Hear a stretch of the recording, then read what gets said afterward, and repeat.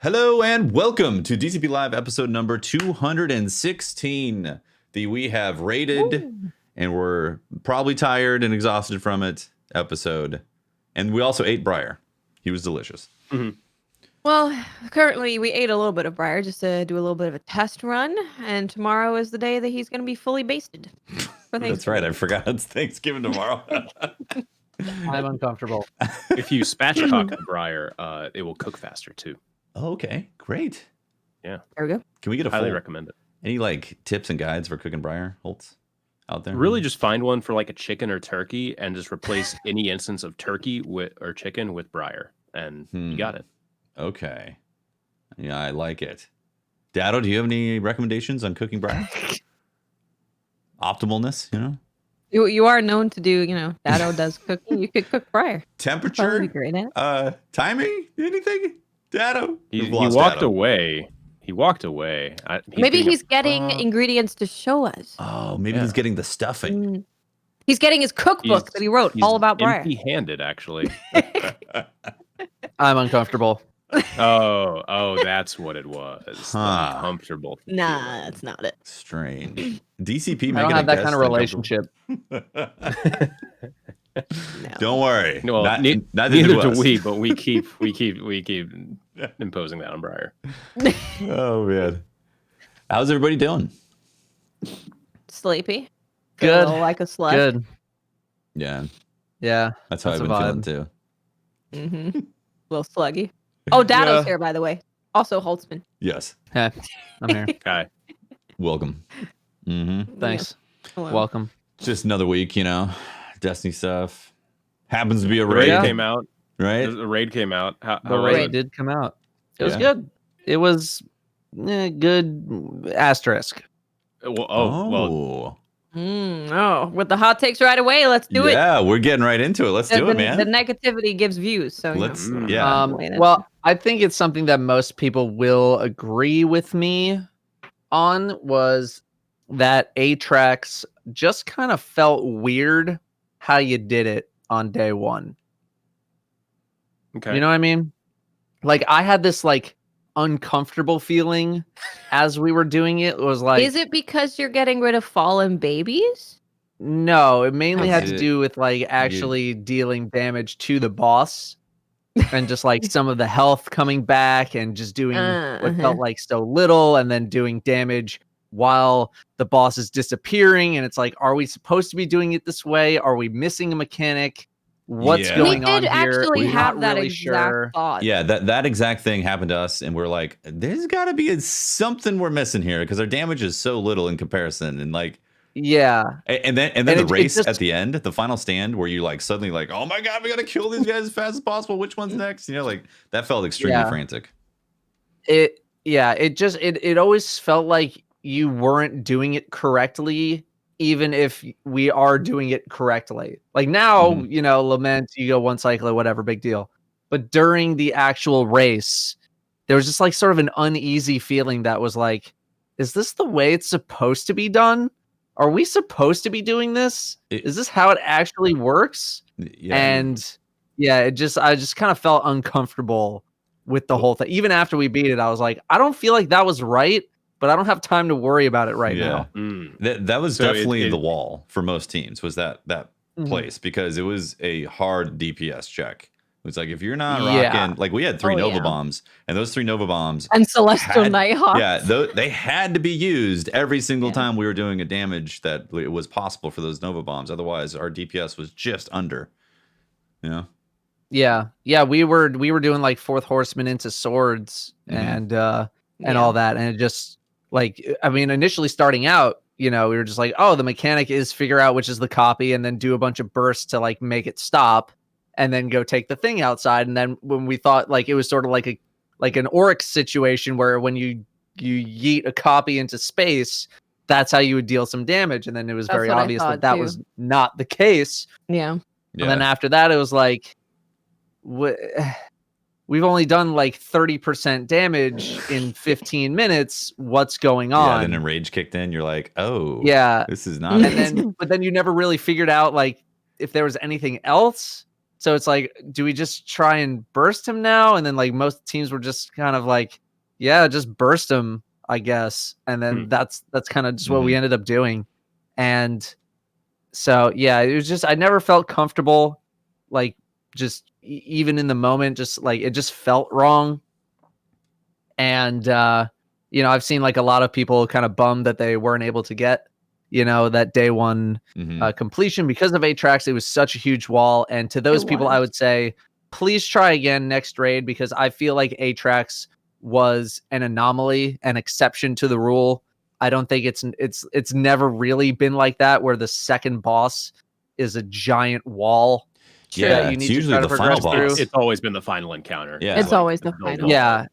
And instead, the final encounter was absolutely not the wall. It feels like they should have been switched around. So yeah, please try on the next one. It felt like an anomaly that time. For us, we ended up spending like 8 hours on 8 tracks, but we got it done. And then the next encounter we did in like 2 or 3 tries. We're like, whoa, that was easy. Then the final boss took us about like an hour and a half or something like that, maybe 2 hours. Yeah, not long at all. And we're like, yeah, that was around the same for us, maybe 45 minutes to an hour. I'd have to go back and look. Yeah, the final boss was not that bad. We're like 8 tracks. Although my team was prepared with all their slug shotties and everything. You know, maybe if you didn't have those on standby. Dimitri had those. You might have run into some trouble. Dimitri had the slug shotgun. Yeah, I would suspect Dimitri would have the slug shotgun. I was using Chaperone, so yeah, I was using slug shotgun. Chaperone. Actually, no, I ended up using Duality. I think because I had a perfect paradox as well for some additional shotgun stuff. 2 shotties and a sword is what I was using for the final boss. Yeah, I do like that. The otherwise, I loadouts felt were fine, different. but 8 tracks was just. It didn't feel like you were doing it right. And I think that kind of, at least for me, took away from it, just being like, are we like exploiting right now? It was like, is this not how it's supposed to be done? And it felt like knowledge of like the fact that you could deal damage to things after they were disappearing shouldn't be a mechanic. Yeah. So it's like a combination of it being like a non-traditional DPS phase fight, and then also just the contest modifier like added to it. I think so. Difficult. Yeah, I think so, because we definitely felt that like real hard DPS check to where we're like, okay, we need as bursty of damage as we can get. All hunters go celestial, get the Nova bombs, get the shotguns, get the swords. Yeah. Which is very, very weird. And even then, it was like it felt like we were missing something. Like we would pick up what I call the baby, but just ignore that. We'd pick up the baby and be like, maybe someone who picks up the baby has to go do damage to 8 tracks, and that's how you get like a big burst of damage. Right? Yeah. So we were going through lots of. You're trying to find it like option D when you already had like the full A, B, and C combo. Yeah. I know my team went through that as well. It's like maybe we just eject all 4 of them at the same time for bonus damage, or like the person with the thing has to deal the damage, or has to be the one to break it, or do this. This is every single combination.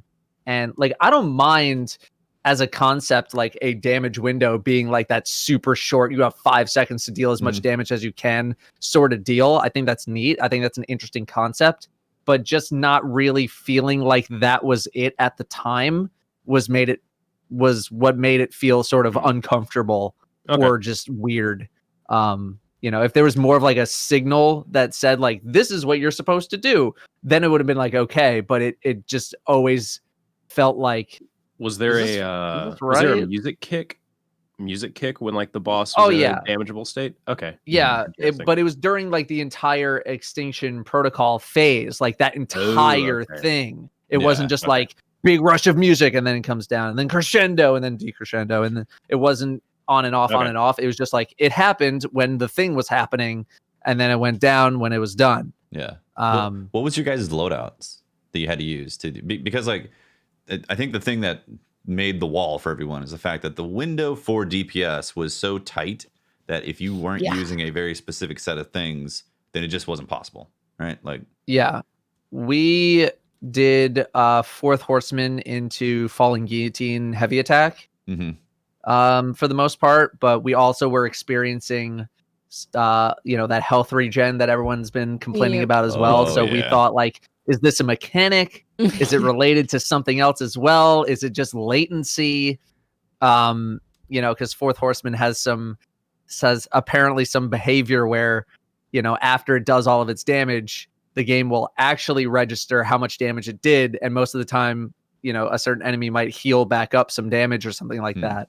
And so we felt like, you know, we weren't sure if it was that or if it was a mechanic of the boss healing or just whatever. So I think there's just a lot of too, though. A lot of confusion. We noticed that too. We did. And was anybody using Fourth Horseman? Like, I don't think so. Downstairs, Nova boys we were using a Nova into a heavy guillotine attack every time because we were running Nezarec. Yeah, I was using heavy sword attack and then pop Celestial Golden Gun and shoot it because it's like a guaranteed crit when he's a little blobby ball. Yeah. Right. And we had the same thing. I even saw someone in chat and they were like, "He's regaining health. Does that mean something? Does that mean something?" Right. It's like, no, did you miss bugged. something? What is that? And then just not being able to figure out why it's happening, and still like most people don't. I think that was also a big frustration point as well, because people spent time trying to figure out, you know, how do we stop him from healing? And then it's like you don't really. Did you guys? But then why does that happen? Did you guys have the bug where he'd suddenly respawn and then wipe after a kill? After a kill? So this happened a couple times where the downstairs, right on the ledge, where you initially go to that ball to spawn the encounter or to start it. When he would get selected down there, and you go and kill Atrax right there was a chance that the ball would fall off the ledge into the pit, and then he'd respawn and do the kill animation. And I was like, oh. Yeah, I think that's just a consequence of the fight itself, not necessarily a bug if it rolls off the cliff. I don't think we had that happen. When you're 6 or 7 hours deep into that encounter, that was like unfortunate consequence. Really pissed you off. What we had was the healing issue where we had a 1% wipe where we thought we had killed him and then regen some health. And then we had to go look for the next one, and we wiped. We ended up beating it on the next try, but that's still 15, 20 minutes that you got to do that whole fight over again, thinking you beat it. And then jokes, you actually didn't. That's brutal. I'm glad they had that voice line in there now to tell you, like, hey, if you get the voice line, that means Atrax is actually dead. But if you don't, but obviously, how would you know at the time, right? Yeah. Yeah, exactly. And in contest, like, you're just hyped to finally get that thing done because it's such a ball buster of an encounter, right?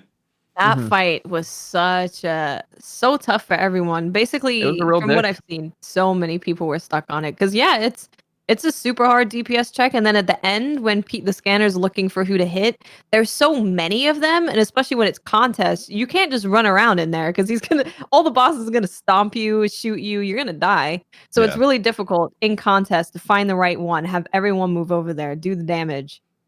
Right. Yeah. Yeah, because you're. Can I say also, hot take real quick? Too many last stands in this raid. Too many. That's fair. That's fair. Almost every boss has some sort of a last stand mechanic. Is that a hot take? I don't even know. Did we have any last stands in the previous raid? No. And now we have 3 back to back to back. Well, there you go. We have to the scales must be balanced. Wait, you know how else the scales were balanced? The scales were balanced with captains being like, I ain't using an arc shield. You're not bringing Risk Runner into this fallen raid and me having an arc shield. No, I will now adopt the way of the void shield. Oof. I don't know. Some of the last stand stuff was I don't know, for me it was getting a little annoying on contest, just having like, hey, you just did through this 15-minute fight and now you have another final stand thing to do, and then if you don't do it correctly you have to go do the whole thing over again. It's just kind of like it's a real mood killer. We wiped on the 3rd phase running down because we didn't realize that the floor opened up and we got to that. Same with us. And then finally there was like, oh, there's a hole in the floor, let's go down there, and then we didn't get there fast enough, and it was like that happened. Yeah, it was just like, just walk forward and then you'll win. And it's like, we're walking forward and nothing's happening. And then we just all die and then we have to do it again. And I was like, I didn't super enjoy the Atrax final stand just because it's like so often you can get the bad RNG where he's hiding somewhere and the scanner can't see him, and then the next one will be somewhere completely different. Other times you'll get one where it's literally one next to the other and you can just hit both at the same time and you complete the encounter. Yeah, we were saying like it would have been just more enjoyable if it was a free for all for that last stand. Like all of them you are gotta take go. all you of them down. You have to take. Yeah, you have to like get all of them. Yeah, or like you have like 20 seconds to do the rest of the damage to get it done. You know, and like you just all of them are a free fall. They do as much damage as possible, no matter who. Mm-hmm. And I think I think you're right on that. It's a little fatiguing by that time. Yeah, definitely. But no, I mean, it was still a really, really good day one experience. I think every single day one experience of all the raids has been really, really good. This is no exception. But yeah, I think Atrax definitely left a sour taste in people's mouths. And I think if it was not as brutal of a situation for a lot of teams, that this would have gotten infinite, like triple the amount of clears that it ended up getting. And should we talk about it's a bit of a hot take? Should we just jump from hot take to hot take and jump right into this? We could talk about the normal version of the raid too, because that's also been out before we go into that hot take. The normal version talk about our is experience a meme. of the raid. Well, no, because I feel like this kind of connects to like end with the happiness. Yeah, well, let's end with the happiness because I think this connects with. There's like a part of the community that says it was too easy, and then another part of the community that's like, you're smoking crack. Like, what's going on? Okay, just that statement there. That some people say this is too easy. Some people said this was too hard. That could be applied to everything. I just want to say that. Too. Yeah, no, absolutely. Yeah. I think the normal mode is a meme right now. It's a complete way meme. Too easy. Yeah, and I think I know it's a hot take right now to say that it's too easy.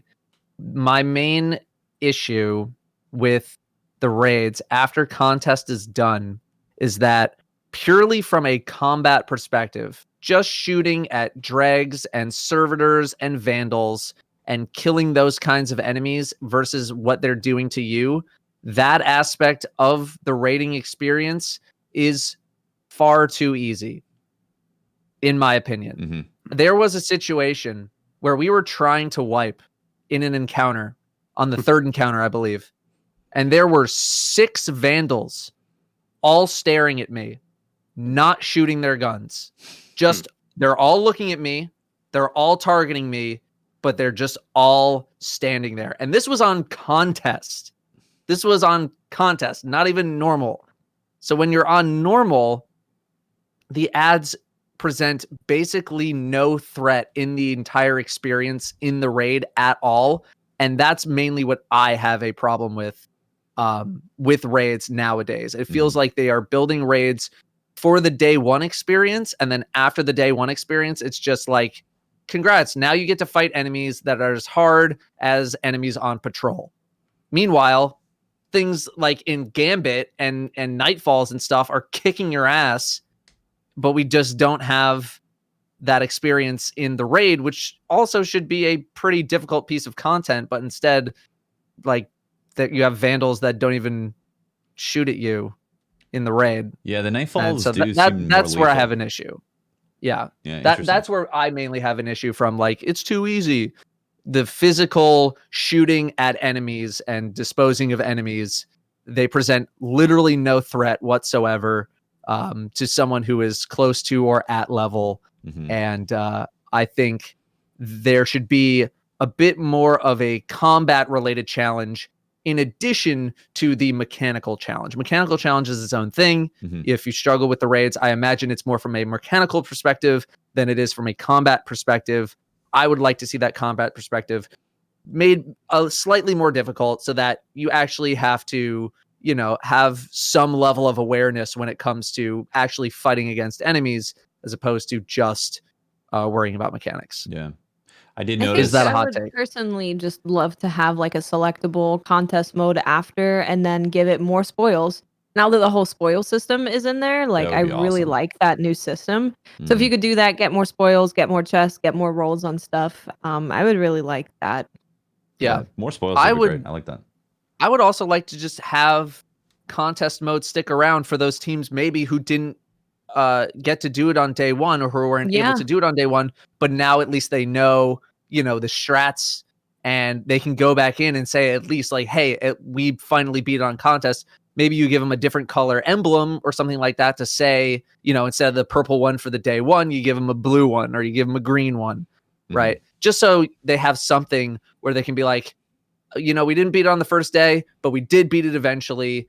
Here's proof of that. So that way, they have that extra combat challenge, or if they want to go, sort of give it a second chance, as opposed to just like, oh, well, 24 hours, goodbye. Yeah. I feel like even on contests though, like the enemies, there was very few times I actually died to enemies. And if I did, it was usually because I got like ballsy and decided to stand out in the open because I didn't feel threatened.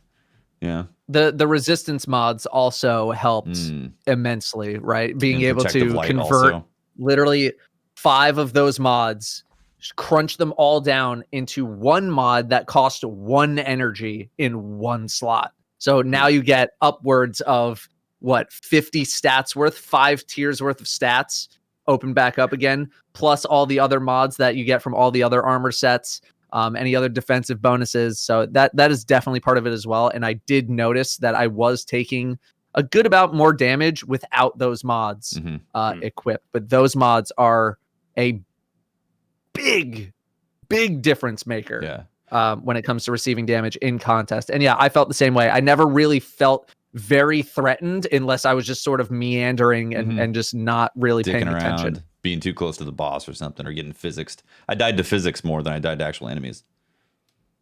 Yeah. And that's kind of where the protective light worked really well too. At least I think it did. It felt like it did. Maybe it just wasn't getting hit as much, but like as soon as that protective light thing kicked in, I was like, oh yeah, I can kind of survive. Dude, Sheltered by the Void is no joke. Yeah, it is really good. It's really, really good, and it'll save your ass a lot. Yeah. And I mean that just again goes into the whole it goes into the whole combat challenge part of the raid, because there's the combat, there's the mechanics, and when the two are so unbalanced like that, it can make things kind of feel like a chore. At least on the normal mode, and that's why I would like to see a bit more of a combat related challenge when it comes to the normal mode again, because I just feel like it's too easy.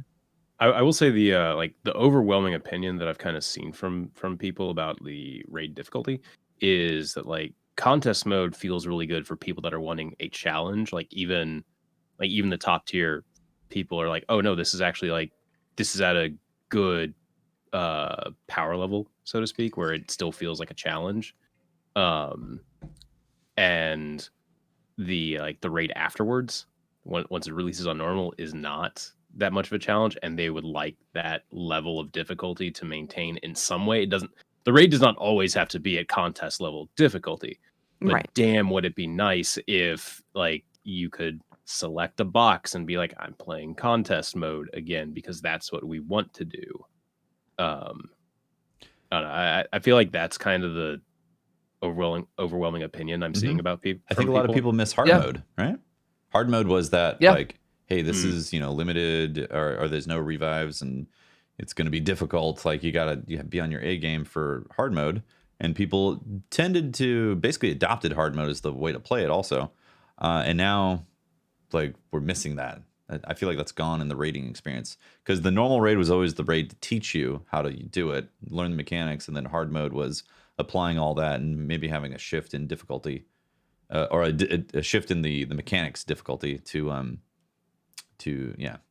be a harder encounter. Yeah, I would like to have a hard mode back, or just selectable contest mode. And I'd say, like I said, I think they have the perfect system to do that without having to make more armor or different ornaments and stuff by just adding more spoils dropping from the contest mode. Didn't they stop doing hard mode because it was them making basically 2 raids almost? Yeah, you're having to make functionally 2 different encounters. I don't know. This all is kind of interesting, because I feel like what we're saying here is that, hey, it would be great if contest mode was back, which by and large is just like scaling stuff up, more damage, more health, yada yada.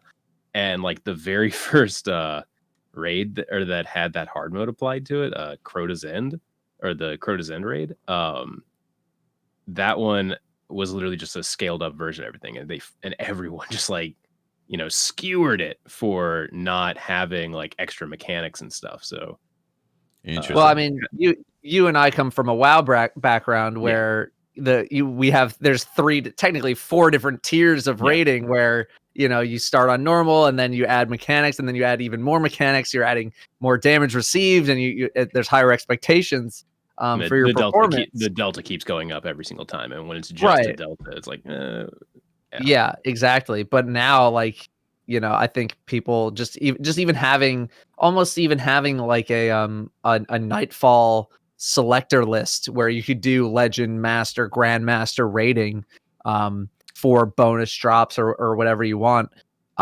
would be welcome. Would be absolutely welcome, I feel like, because those super hardcore players, they're going to go do their Grandmasters and all that kind of stuff. And they're going to get all the loot anyway, right? Yeah.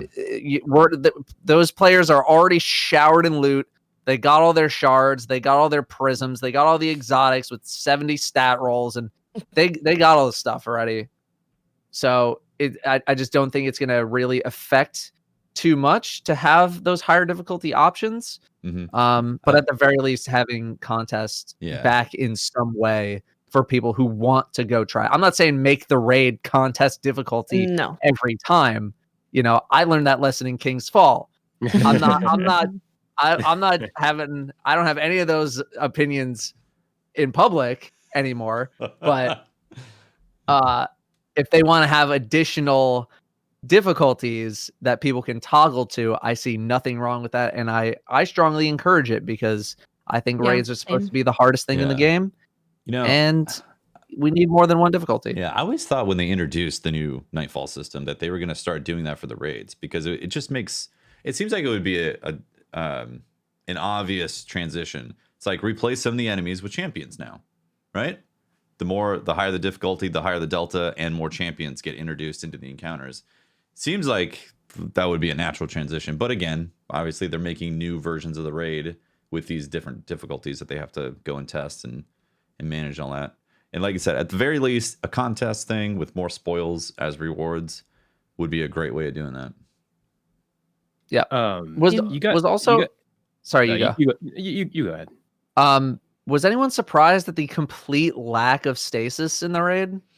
Yeah. Like as a mechanic There's no enemies dealt stasis anything. You didn't have to worry about it at all. My team was like prepping some resilience builds just in case we had to deal with stasis. There was no stasis. The whole thing. None of it. Not one enemy. No cold snap grenade. Nothing.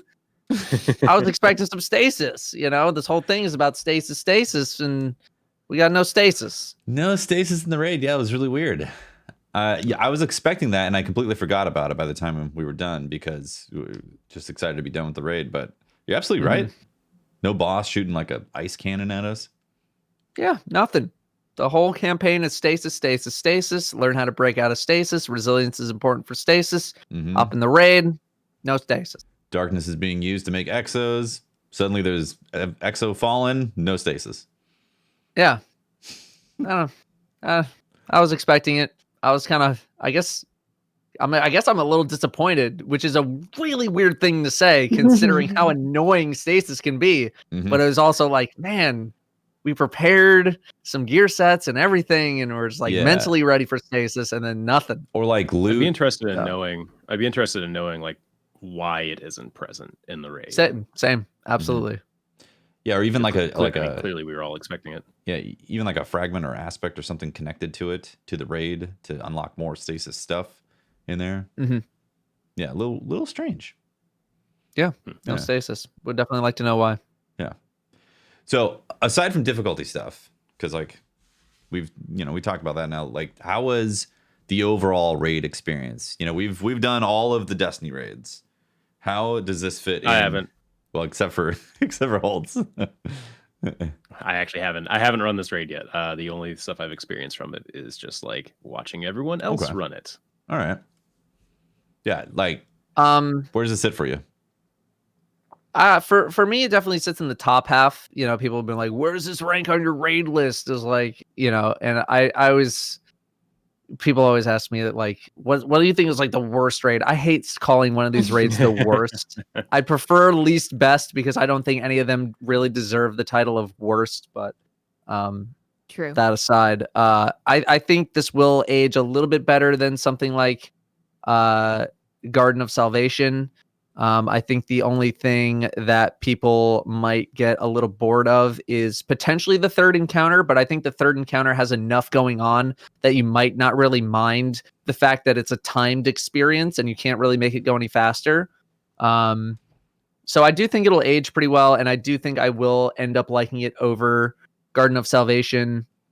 Would put it in the top half, but I definitely want to run it a bit more, try some different builds, try, really do a bunch of the different roles to see how I'm going to like it. But I do like that you can make it a pretty fast experience. All the bosses can be one-cycled.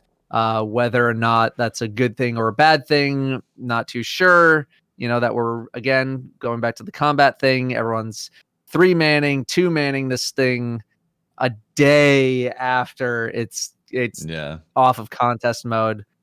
I personally think that should happen way later after we've perfected all the mechanics and you've leveled up a little bit more, but that's just me. However, we have basically already maxed out levels though. Yeah.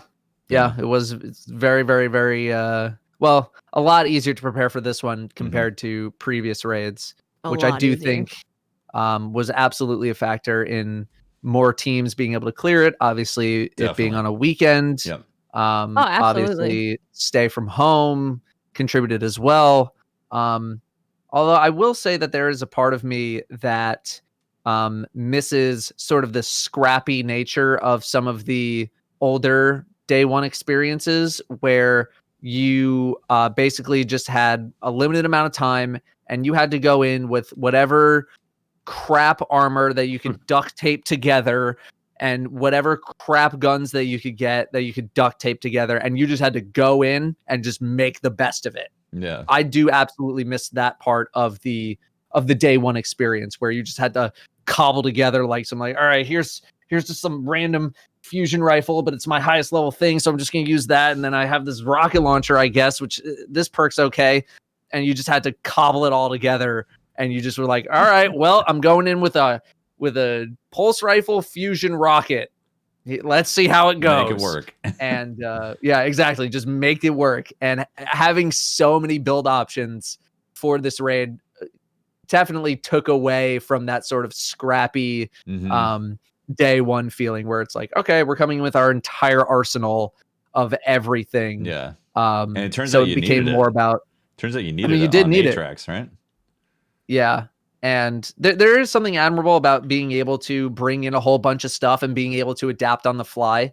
But yeah, I definitely miss the whole, just bring in whatever garbage you find on the floor and just try to make it work, right? Even something like Crown, where it was just a 6-hour sprint. I'm not saying do that again, but I will say that it did make for a very interesting day one experience.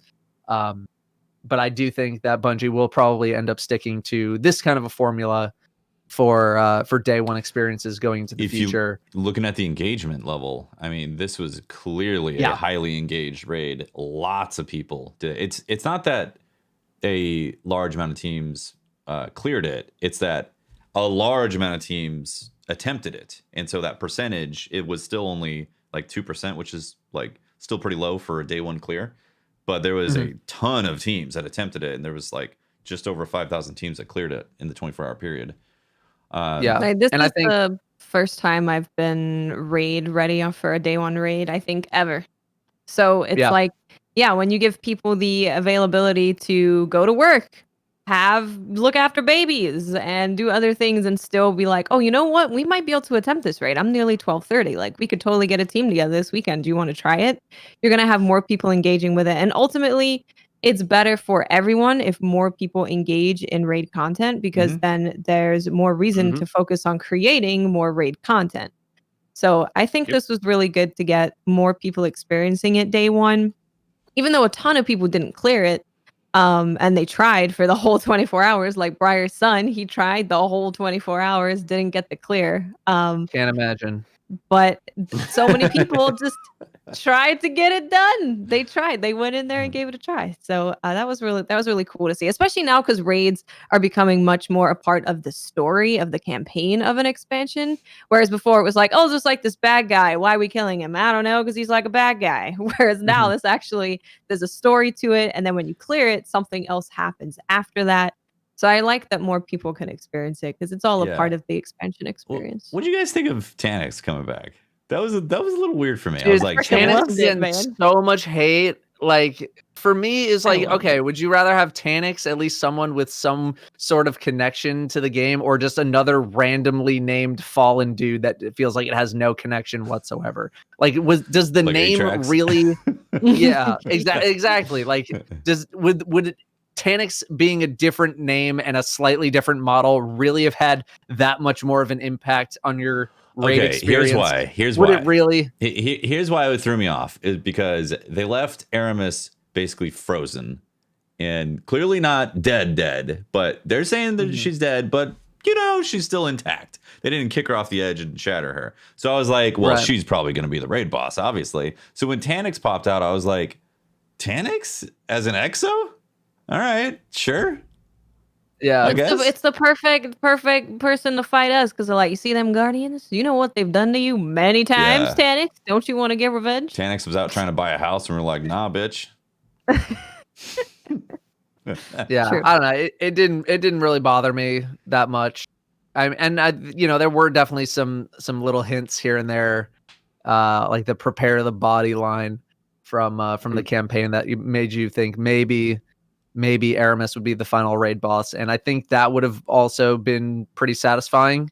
I do like when Bungie is able to connect the campaign experience right into the raid experience, but it didn't bother me nearly as much as it bothered some other people, apparently. I don't know. One of my favorite hot takes was that it's like, oh, they just copied and pasted. I'm like, do you even know what that fucking means? They don't know what it means. That's the point. They don't know what anything means. What do you mean? Idiots. You can't just copy paste in video games? Of course you can. It's like not even a copy and paste. It's like a completely different thing. First off, it was a full-on exo.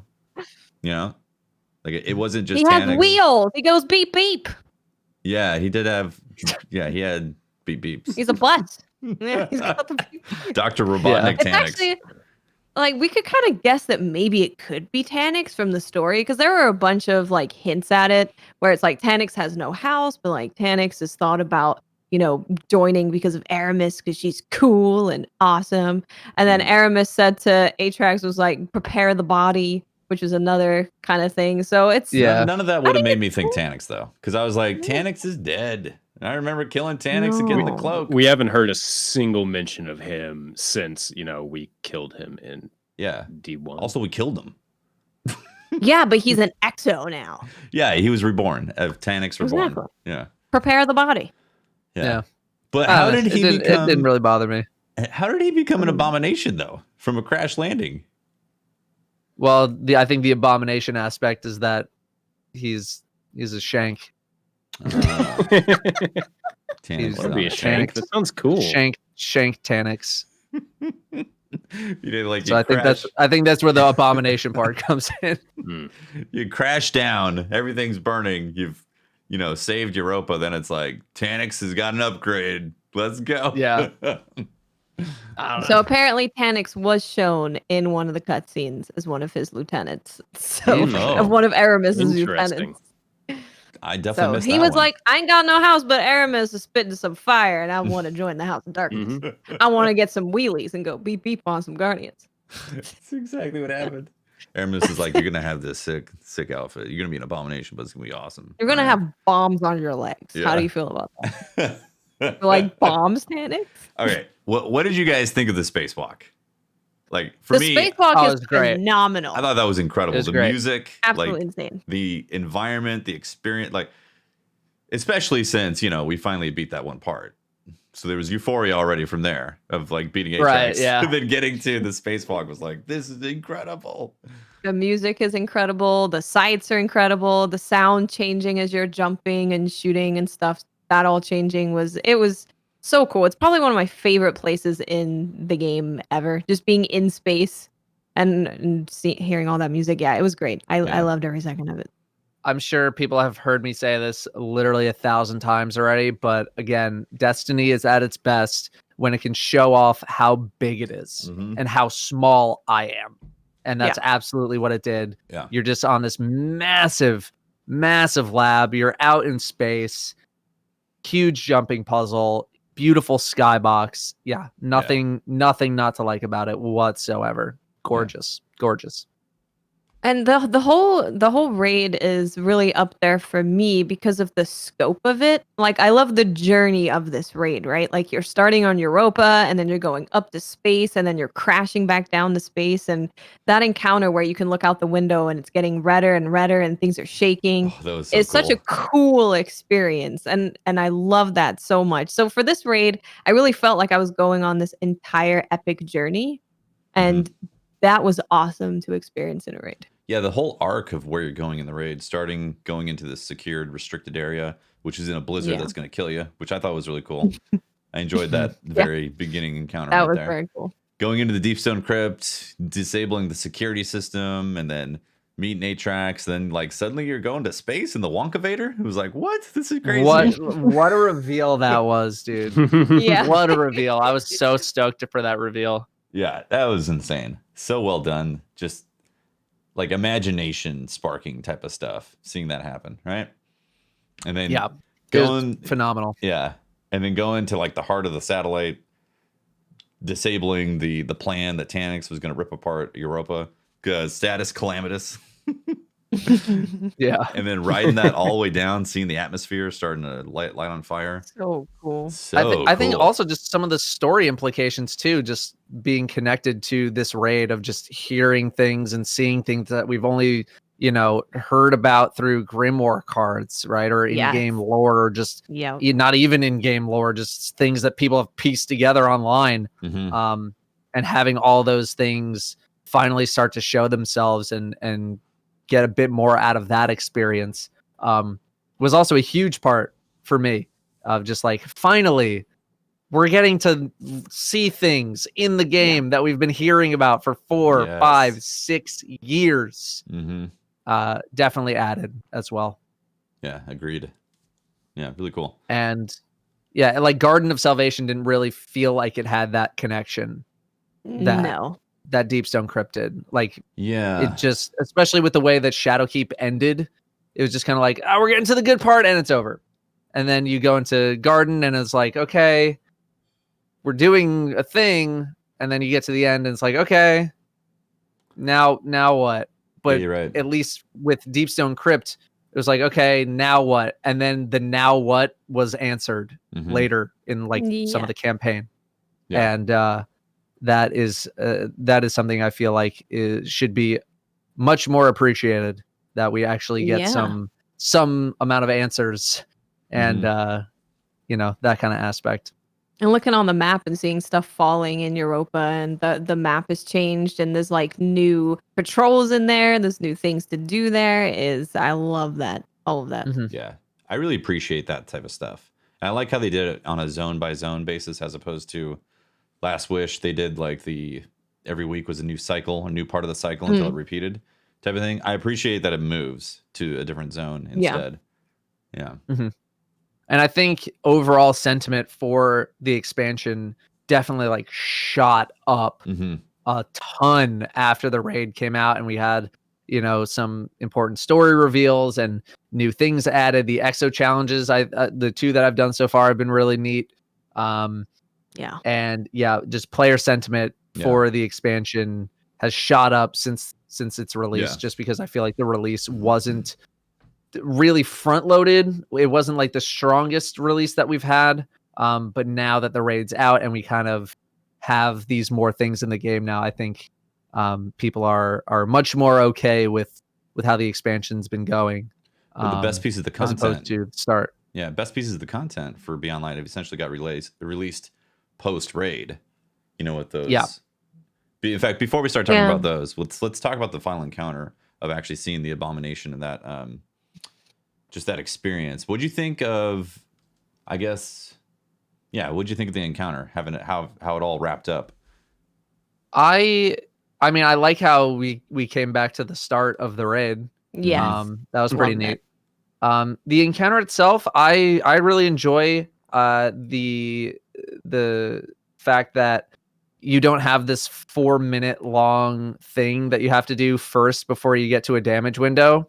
And even if it's still a little bit long, it keeps you engaged enough where like everyone has something to do, as opposed to you just like hopping back and forth. Like, I'm just jumping on plates, killing ads, waiting for the next thing to happen.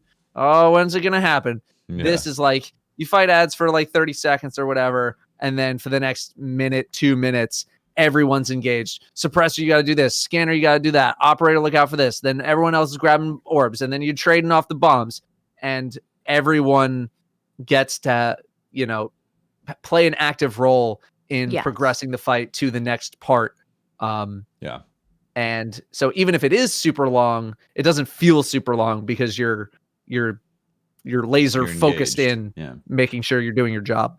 It's those raids that have like a lot of movement and stuff that I tend to really enjoy. And this one definitely has a lot of movement and also a lot of hero moments. Like if you run in there and you get the bomb right as it's ticking from 1 to 0, you just save the wipes. Maybe your operator dies. Someone's got to sprint over there, grab operator to free people. Like there's a lot of those moments that can happen, which I like a lot. And everyone needs to know at least one of the roles, because you get deactivated and then someone has to take over. So I love that too, that everyone needs to know one of the roles and everyone's always doing something with the encounter, and you're not just on ad clear. You're not just the guy clearing ads. Yeah, for sure. Yeah, I agree. Same sentiment. It felt like there's a lot of activity, a lot of excitement. I think the DPS phase is fun too. Even though the dome is kind of cheesy to prevent you from sitting back with snipers, but like it's cool that like they kind of, you know, they make you have to get engaged with like where they want you to do DPS on that. And I love that it opens up new weapons, right? Like how often do you go in there with a slug shotgun or running a double shotgun build in a raid? Or being able to run that and also run a sniper and still be effective at both, right? Yeah. Like that's not very often either. Yeah. No, I definitely appreciate that. And I like how they were trying to tone down swords as well. It's like, okay, swords are good for other parts. Not for this. Yeah, no, it's interesting. I like even the fact that there's a danger aspect of even getting into position for the DPS phase, right? With the debris going around. Even sitting too close to where it's going to spawn in punishes you. You have to be aware of that. You know, I got knocked back countless times. I'm just like, oh yeah, stay far away first, then go in. And there's multiple ways to do the final boss as well, right? You could do 2 orbs at a time. You could try and do all 4. You can go for the gamble move and try and do all 4 at the same time. And I appreciate that as well. Yeah, I think that's cool. I had one moment when this was during contest where I got booped and I was on a warlock and it booped me so far when he does that boop that in the middle of the damage phase. It booped me so far that I actually floofed off out of the arena and died. And I was like, "Oh my god, son of a I haven't bitch, had it that bad." I think what happened was I boosted at the wrong time, as it was. Oh yeah, or the perfect time. Yeah, at the perfect time, and it just ejected me out of the arena, and I couldn't recover. I was like, "Yep, that's warlock life, right there." And I love, just to talk about spoils a bit more, I love the change that they did, because I didn't level a warlock or a titan. So when I was running raids with people, I was still getting spoils. And if you get 60 spoils, you can go and purchase a raid loot box with your spoils and get something that you haven't gotten before, which is really nice to entice someone who does just have one character to keep running the raid with their friends, keep grinding for stuff, because you can still slowly work your way towards the loot and towards getting different roles on weapons. I really like it. Yeah, can you explain that system a little bit more? Because like I saw a True Vanguard post about this, and I was like, "Whoa, this is what I've been wanting like forever." It's really good. Awesome. Yeah, this is like WoW token adjacent. Yeah, it's so good. It's after each encounter, you get a certain amount of tokens. It's when you're doing it on a repeat run, you will end up with 20 tokens at the end of a run. 20 tokens will enable you to buy a random roll on a weapon you've already gotten through just a regular drop in the raid, or an armor piece that you've already gotten. But if you get 60 tokens or spoils of conquest, you can purchase one of, I think it's 4 boxes, and it will have a certain certain like arms, class item, helmet, and then like 2 weapons. So you can look at the boxes and think, oh, which one do I want? Which weapon do I want? I'm going to try and get this. And I was able to get pants out of there after clearing the raid like 4 times, which I hadn't gotten yet. Nice. It's really good. I like it a lot. Okay. Yeah. Yeah, it's a nice little way to, reward people for doing those repeat runs. It's not so much loot that you're just like farming the raid nonstop, but being able to get an extra gun roll is like, okay, take it. It's more than what we've been getting, right? Yeah. Which is nothing. So I had the machine gun, and I had enough spoils to get, I think, 2 more rolls. And the second roll with the spoils gave me the reconstruction one on the machine gun. So it has like 150 rounds by the time it fully recharges. Damn. I was like, yeah, and it's a good machine gun. I like it a lot. Yeah, that's really cool. So the weapons are really good this time too. By the way, yeah, I like it. Like across the board, because like I remember from basically every raid, it's like, okay, what's the like one weapon that everyone's chasing after, and then the rest. Yeah, I've seen some very good feedback as far as the weapons go. I mean, obviously the kinetic slug shotgun's going to be a hit for people for the current DPS meta. I've heard good news about the sniper, great. the machine gun, maybe the sword not so much. Just because we have so many good options already. Swords are pushed so hard right now. Yeah. But the machine gun, hand cannon. Yeah. So I've heard some pretty good feedback as far as the archetypes and the perk selection goes for some of the raid weapons. So I imagine we'll see them in the out in the wild a lot more. Mm-hmm. Even though like garden weapons weren't that bad either. Like the pulse was pretty good. You could get a good hand cannon roll. Rifle was good, I think people are just very annoyed with how many energy weapons there were. Yeah. The so it didn't feel rifle? like that was Shadowkeep's problem in general. That's true. Yeah. The scout rifle is good enough for people to be like, I might run a scout. So, the 260 RPM. Yeah, exactly. So I think people appreciate the variance of like where the weapons are in your slots, along with the fact that most of them are good archetypes and they can get decent perk rolls. And So on top of that, I've heard mainly good news. On top of that, you can farm from them, or you can keep on doing raids. You can help people get clears and raids, and then for helping it, you can go get more rolls if you're looking for a specific role in there. I think that's really cool. I'm glad they did that. Yeah, it's so good. Anybody get the rocket launcher? Nope. The exotic? 6 clears, nothing. Yeah. Nope. Yeah, the exotic.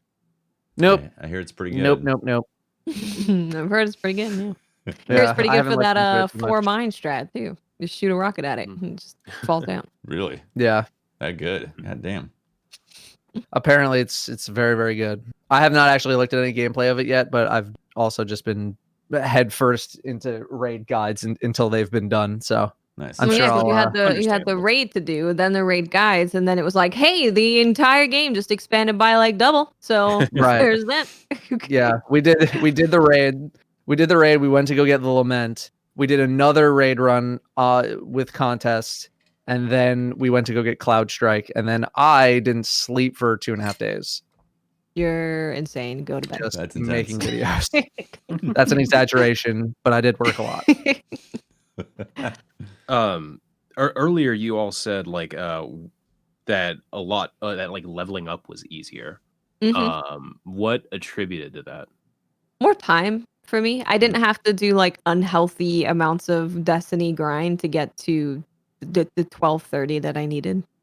Let me ask for clarification. Easier grind to level up to the raid, or easier grind in general just to level up? I don't know. Okay. I guess to answer both.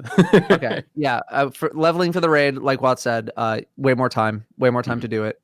But leveling in general, the core playlist gives you a chance to get a powerful drop just at random, just from actually playing it. So theoretically, you could level up to 1250 without even doing powerful reward things, right? You could just do it through prime engrams and randomly dropped things from core playlists, right? Yeah, and then just using blues to slowly level yourself up. You get a prime, you get a random powerful, you keep using blues level. It's very slow, and I wouldn't recommend it, but for the Omega grinders, you can. And that's what helped contribute, I think, as well to a lot more people being ready. On top of, yes, 10 days to level yourself up is a lot of time. Well, there were people, which is good. There were people that were like 1260 by the second day. Yeah, with artifact, with artifact power. With artifacts, yeah, but like essentially, they had hit the power max and were already on pinnacle grind the second day, and they most likely maxed out their the glory or whatever, like the comp. Got the legend. List, because that gives you insane amount of rewards in there. It does. I guess that kind of gives you like a picture of, if you wanted it, you can definitely go and get it basically the next day. Yeah. Right. Yeah. For sure. Yeah. Competitive is quite good for the levels, much maybe to the chagrin of the average strike playlist player. Like that's me. From everything that I've been hearing, the raid sounds like something that I definitely want to play. I want to experience that. It's that really loot fun. system. I want to experience the raid. But goddamn, I hate leveling so much. I enjoyed leveling this time around. If that helps. Yeah, it wasn't that bad this time. It wasn't that bad. I dipped around and got to 1230 for the raid. If that. I think what Holtz is maybe trying to say is just the actual experience of doing the leveling process, not necessarily how easy it is. And I'd agree with you. Leveling Destiny doesn't really do that much for me anymore. It's just like, I gotta get 1250 because 1250 because that's the number to hit, and then maybe 1260 if you really fucking feel like it. It's just like a combination of I've been playing this game for the better part of like 6 years, and I've been leveling every single release, and then now that like we're in this whole like every 3 months is like a new release and the power level goes up, so you have to level again, and it's like, fuck me, like it's just so much leveling, and a lot of it is just for the purpose of getting to the next bar. So then now I'm at max make again, number go up, which is where I was previously when the content before the content came out, but now I'm at max again. Nothing's really changed, but I'm at max again.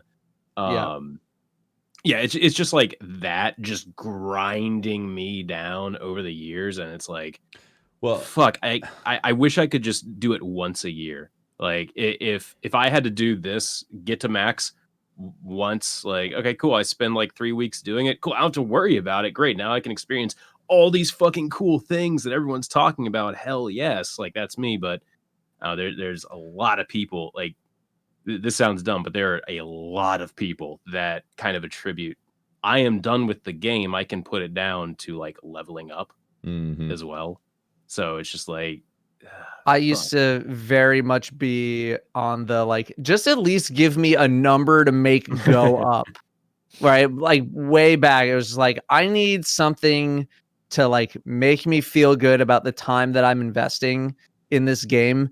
Give me a number to make go up. And we have 2 of those now. We have the season rank and we have power level, right? And it's like, okay, you gave me the number, but now it doesn't really feel like things have changed or been added to as much. And that whole like make the number go up experience is not really doing that much doesn't for really me feel anymore. like it affects things. It's just a number.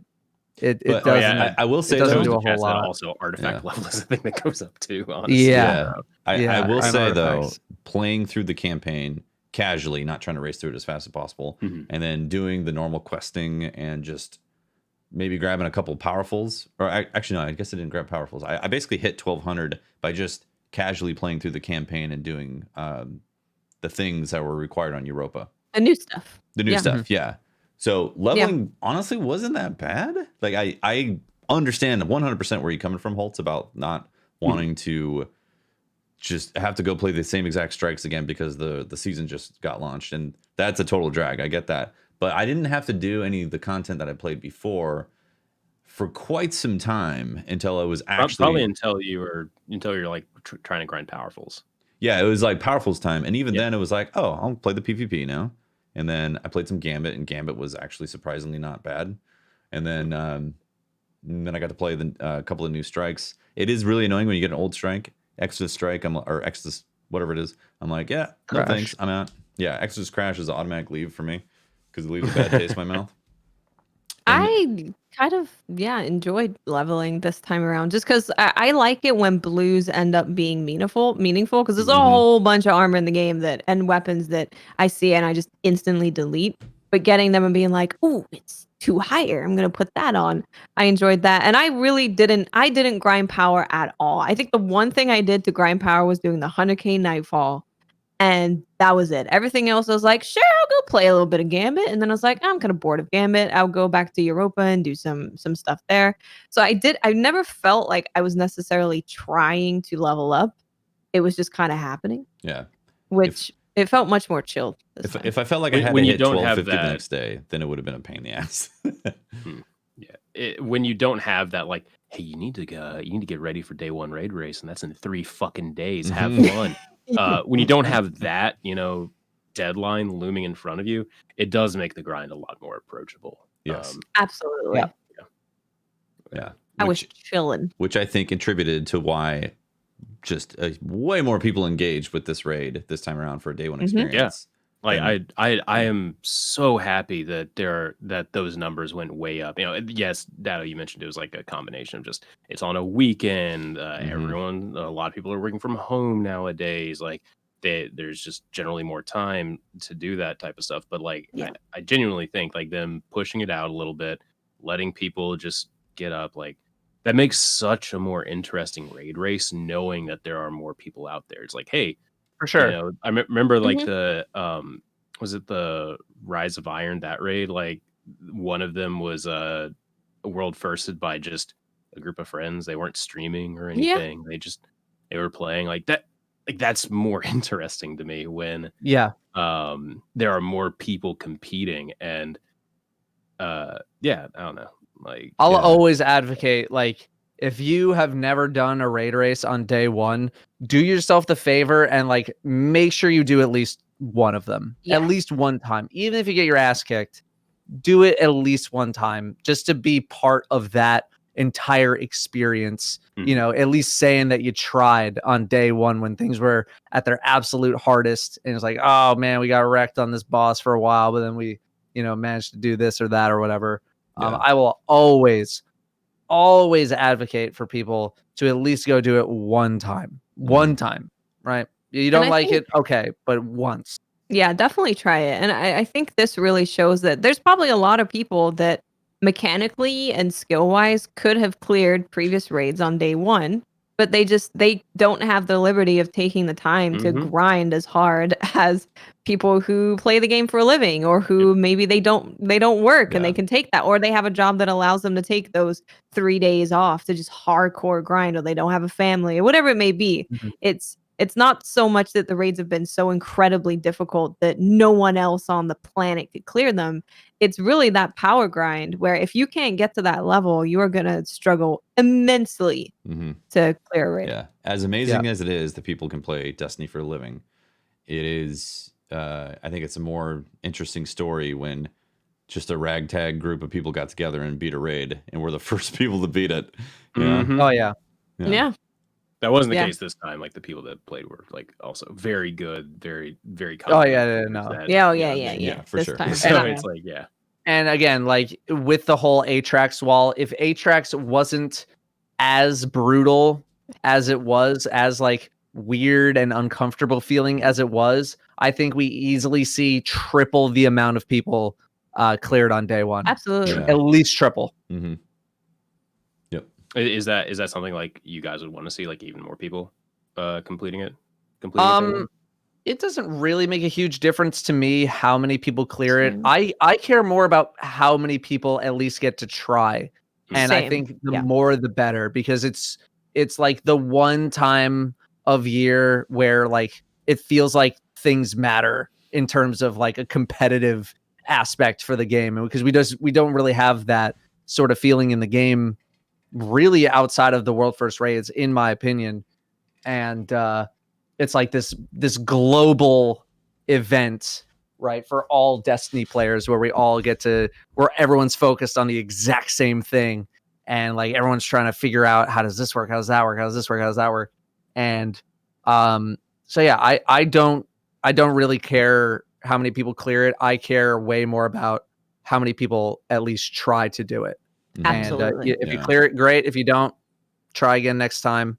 But and I remember I saw like Gigs post on Twitter or something like, I'm always gonna want a ball bustingly difficult experience for sure. Like if they made the contest mode even harder than it was, bring it. I'm good with that.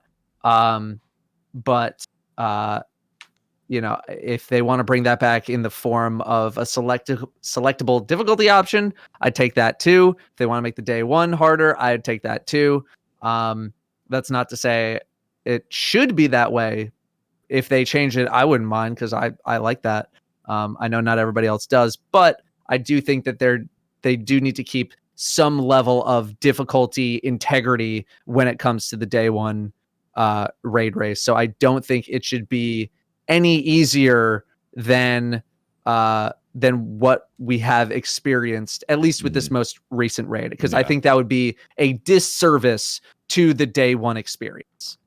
Agreed. Yeah, for sure. And I think it's totally fine to want more difficult experience and be like, and I think the contest mode or a hard mode being selectable is perfect for that, because then everybody wins. So yeah, I think saying like I want something more difficult is totally fine. I think what becomes a problem where people start being offended is when it's like not so nice language ends up being used towards players that did clear it who normally wouldn't. I think that's when it becomes a problem, right? Like if you want harder, you can totally say, "Hey, I want things to be harder." Great, no one's mad at you for that. People I personally would like there. King's Fall, been there. Challenge modes, people did not like my takes. Been there. It's purely because of language. It's like you could use different language and frame it a different way, and people are like, okay. But then if you use a different type of language, it's like, oh, so you're calling me trash. Nice. I have learned the one of the biggest lessons I've learned with YouTube is how to phrase the things that I want to say exactly how I want them to be interpreted. Because I have been I've definitely been misinterpreted. I've definitely used harsh language in the past. And sometimes it was me not phrasing things exactly how I should have. Sometimes it was people misinterpreting. But that is definitely one thing that I've learned is choose your words carefully and make sure people are not going to be able to misconstrue them into forming their own context of what they thought you were trying to say. Make it so like that's why I repeat myself in a lot of my videos 3-4 times just to really drive the point home. This is what I mean, guys, right here. This exactly. Which even just now with the podcast explaining the difference between combat difficulty and mechanical difficulty, right? Because if I just say the raid's not hard enough, people are gonna be like, what the hell? It's super hard. My team got stuck. But if I give more specific examples, hey, killing a dreg in contest mode or normal mode shouldn't be this easy. People are like, okay, maybe I could see that. Yeah. Okay. Yep. It's all about the way you use. Where are all the champions, man? They put all these champions in the game. You hardly see any in the raids. I'm always like, huh? Yeah. So been there.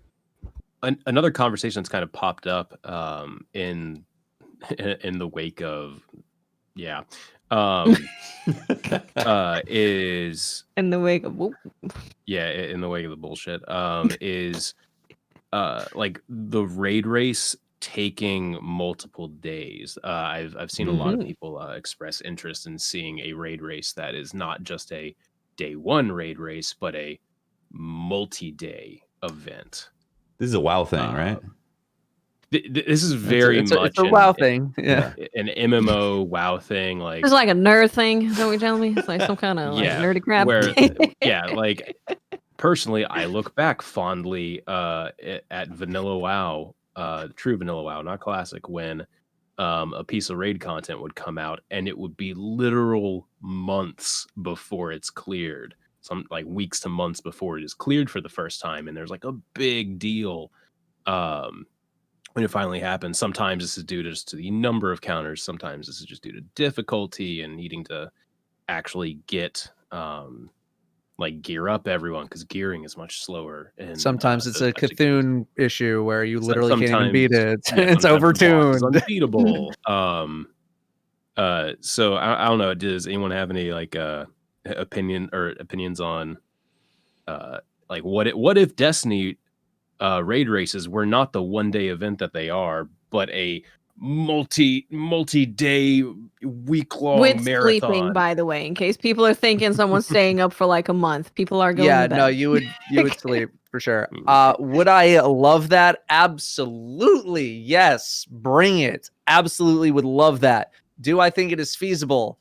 No effing way. With this community? No effing way. When you say feasible, do you think players would do it, or do you say feasible on like Bungie's end of actually delivering every something? every aspect? I think the more casual player would be very annoyed that it's going to take so long. I think Bungie would be annoyed that they would have to somehow fill more than 24 hours worth of raid content, right? Whether it's through more bosses or more difficulty options or, tuning or anything like that. Every aspect would be like someone would have a problem with it or it'd be very difficult to pull off. Would I love it? Absolutely. But that's me personally talking, and I doubt most people would be on board with that unless they had the time to actually commit to making that happen. Mm-hmm. Yeah, I think when you like boil things down, I don't think a large part of the community is that hardcore that would be able to attempt something like that. A lot of people like to say they're hardcore when it comes to Destiny, but the reality is when you start talking about a raid that's going to take a month to officially beat, then it's like, I don't know. Just to clarify a note in the chat, Holtzmann, it says Holtzman's stripping gigs asked for harder raids and got demolished on Twitter. I don't think Holtzman's asking for harder raids. He's asking for a longer experience, which I don't think is necessarily the same thing. Yeah, literally imagine if, like, instead of how many encounters were in the raid? 4, and it took, 7 hours to complete all of it? Okay. First clear, 5.5 hours? 5.5 Something hours? like that? Okay. Then fucking multiply it by 10. Maybe some encounters do take longer, actually. What if every Atrax what if every encounter was Atrax level in terms of actually having to like the amount of time it took to do first clears and everyone finally understood the strategy to do it. And there was triple the amount of them in the raid. Yeah, and there was basically triple the amount of them to ensure that happened. There would be a very, very, very small percentage of the population that would be gleeful and shouting for joy. And everyone else would be Reddit enraged. Would be ripping it apart. I think for Destiny, it's first of all, it's a first person action game, which is very different to an MMO. It's a very different type of game. I think it's fine for Destiny to have its own place in what a raid is like in Destiny, and they've kind of created what that is. I personally really like that for Destiny raids, I can watch all day and I will know who the winner is at the end. Like, as a spectator, I'm able to start watching the raid race at the beginning of the day, and by the end of the day, most of the time, I will know who has cleared the raid first, or that someone has cleared it. And I think that's really hype. Like, it just builds a lot of community around the event and people cheering people on. Whereas if I have to go to bed and come up, maybe I missed it when I went to sleep. Maybe something happened when I had to go do something at work. I really enjoy as a spectator the day one raid experience of Destiny. Fair, definitely fair. And like I think we've had examples of what happens when a Destiny raid takes on the tail end of a day to complete. Not like discounting Last Wish, where sorry, Datto. Like look at the Spire of Stars. And look at the community response to that raid. When that one was like sorry, there's a cat. Hi. Cat attack. When that one was, when that one was, hi, this guy. that one was like when people were still attempting it and trying to go for it, and like it was fucking hard. It was hard. It was a very difficult raid. Yeah, like we've seen what happens when the community sees that, and I feel like the impact that has on the community is that people are like, "Fuck, it's this hard. I'm not going to run this raid." Like, if these good of players are getting checked this hard by it, I'm not even going to bother putting time into it. This is a conversation that when I was at Bungie, like the gameplay specialists, we had that a lot amongst ourselves. And one of the gameplay specialists, Spot, she took the very hard stance of like, no, Destiny raid races, like the thing that makes them unique and approachable is that you know that they're going to be doable in that one day. Like, we've been trained to expect that, and B, like it's a thing that sets Destiny apart from all these other raid type race experiences. Like when you hear about a WoW raid race, you understand the amount of time. It's like, okay, well, how many fucking days? How much gold did they spend on it? How much, how much time? How many people did they cycle in and out to keep doing attempts for, literally 5 days straight? I feel like it's a more interesting story when it is taken over one day, and like there's people that are, oh, this team's in the lead now. Okay, now this team's in the lead, and it's not just one or two guilds that are like fielding the people for it. Yeah, you're absolutely right. I'm really thankful that like I took the very hard stance of I want Destiny raids to be that week-long experience. God, that would be so cool. No, it wouldn't. It would be horrible. I feel like it'd be cool for about 200 people, and then everybody else would hate it. Yeah, so I'm really thankful that like Spot like was very adamant about that position, because then I got to actually kind of experience my side of like my take of it with Last Wish, and when I saw Datto get 2402 and I saw so many people just get stonewalled, it's like, oh fuck no, this actually isn't a good experience to take this long. Not the like, of course that was under the expectation that people would do it in a day, right? But it's just more of like, I don't know, it's not Destiny when it takes like a week. That's the thing that sets Destiny apart, is that that one day. And if we look now, like Destiny really is setting the standard for action game raids. Like they are. Look at Ghost of Tsushima. It is a Destiny raid that is put into their game. So it's setting this new kind of precedent for what is a raid in an action game. What does that look like? Which I think is really cool. So I think Destiny has something kind of unique in its raid experience, and I do like that. Yeah, it is exciting to know it's going to be done that day, and who's, it's like watching a marathon, as opposed to like a 5-game ultra mega crazy 5-day marathon. Yeah, like the finale of something. Yeah, decathlon. Dodecahedron-a-thon. People have to sleep, ice up, get some nutrition, and then get back to it for the next event and all. Yeah, it's cool to see it happen in one day. I think Twitch responds really well with it too. Obviously, the numbers on Twitch always explode when there's a new raid. Yeah. Yeah. Welcome back, Holtz. Yeah, no, I think accessibility is good. Absolutely, I would love raids with 12 bosses in them, totally. But and I'm sure there's a good chunk of the audience and other raiders as well who would like that. But for the overall community, I mean, you even got to think about after the day one experience. Average person is not going to want to try to run a raid that's going to take them 3 hours going quickly to clear the entire thing. Yeah. Like, and I'm talking like one-shotting bosses, just ripping right through it. No one's gonna have time. If I've learned one thing, is that people barely have time to do the raids as they are right now. That's true. So making them even longer, again, while I would like it, is mainly not feasible for the specific audience that plays this game. Like, look at Riven. When you have something that's just way heavy on the mechanics and way heavy on the insta wipes, and as soon as there's a way to bypass all that, just 99% of the community is like, that's how we're doing this. We're not doing the actual mechanics. Just move that out of bounds wall just a little bit, right? You just pen tool, just draw around it, just right there, just right there. Yeah. You could still do it anyway. We're coming up on hour 20. We haven't done any questions. Hour 20? Yes. Oh, like an hour. Man, it's a long podcast. Did you think we've been sitting here for 20 hour hours? 20. It's a time warp. Do we want to do questions or do we want to get more into what happened this week? What else happened this week? Oh, I wouldn't mind talking a little bit more about Lamentos post raid Beyond Light content being added. Yeah, let's do it because quite a bit opened up from the Eventide ruins. You know, like the what is it called? The showering down in Europa.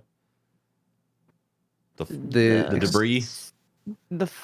You know, it's not the eclipse zone. Yeah, exclusion zone. Exclusion. Eclipse zone. Exclusion. I watched the Datto video.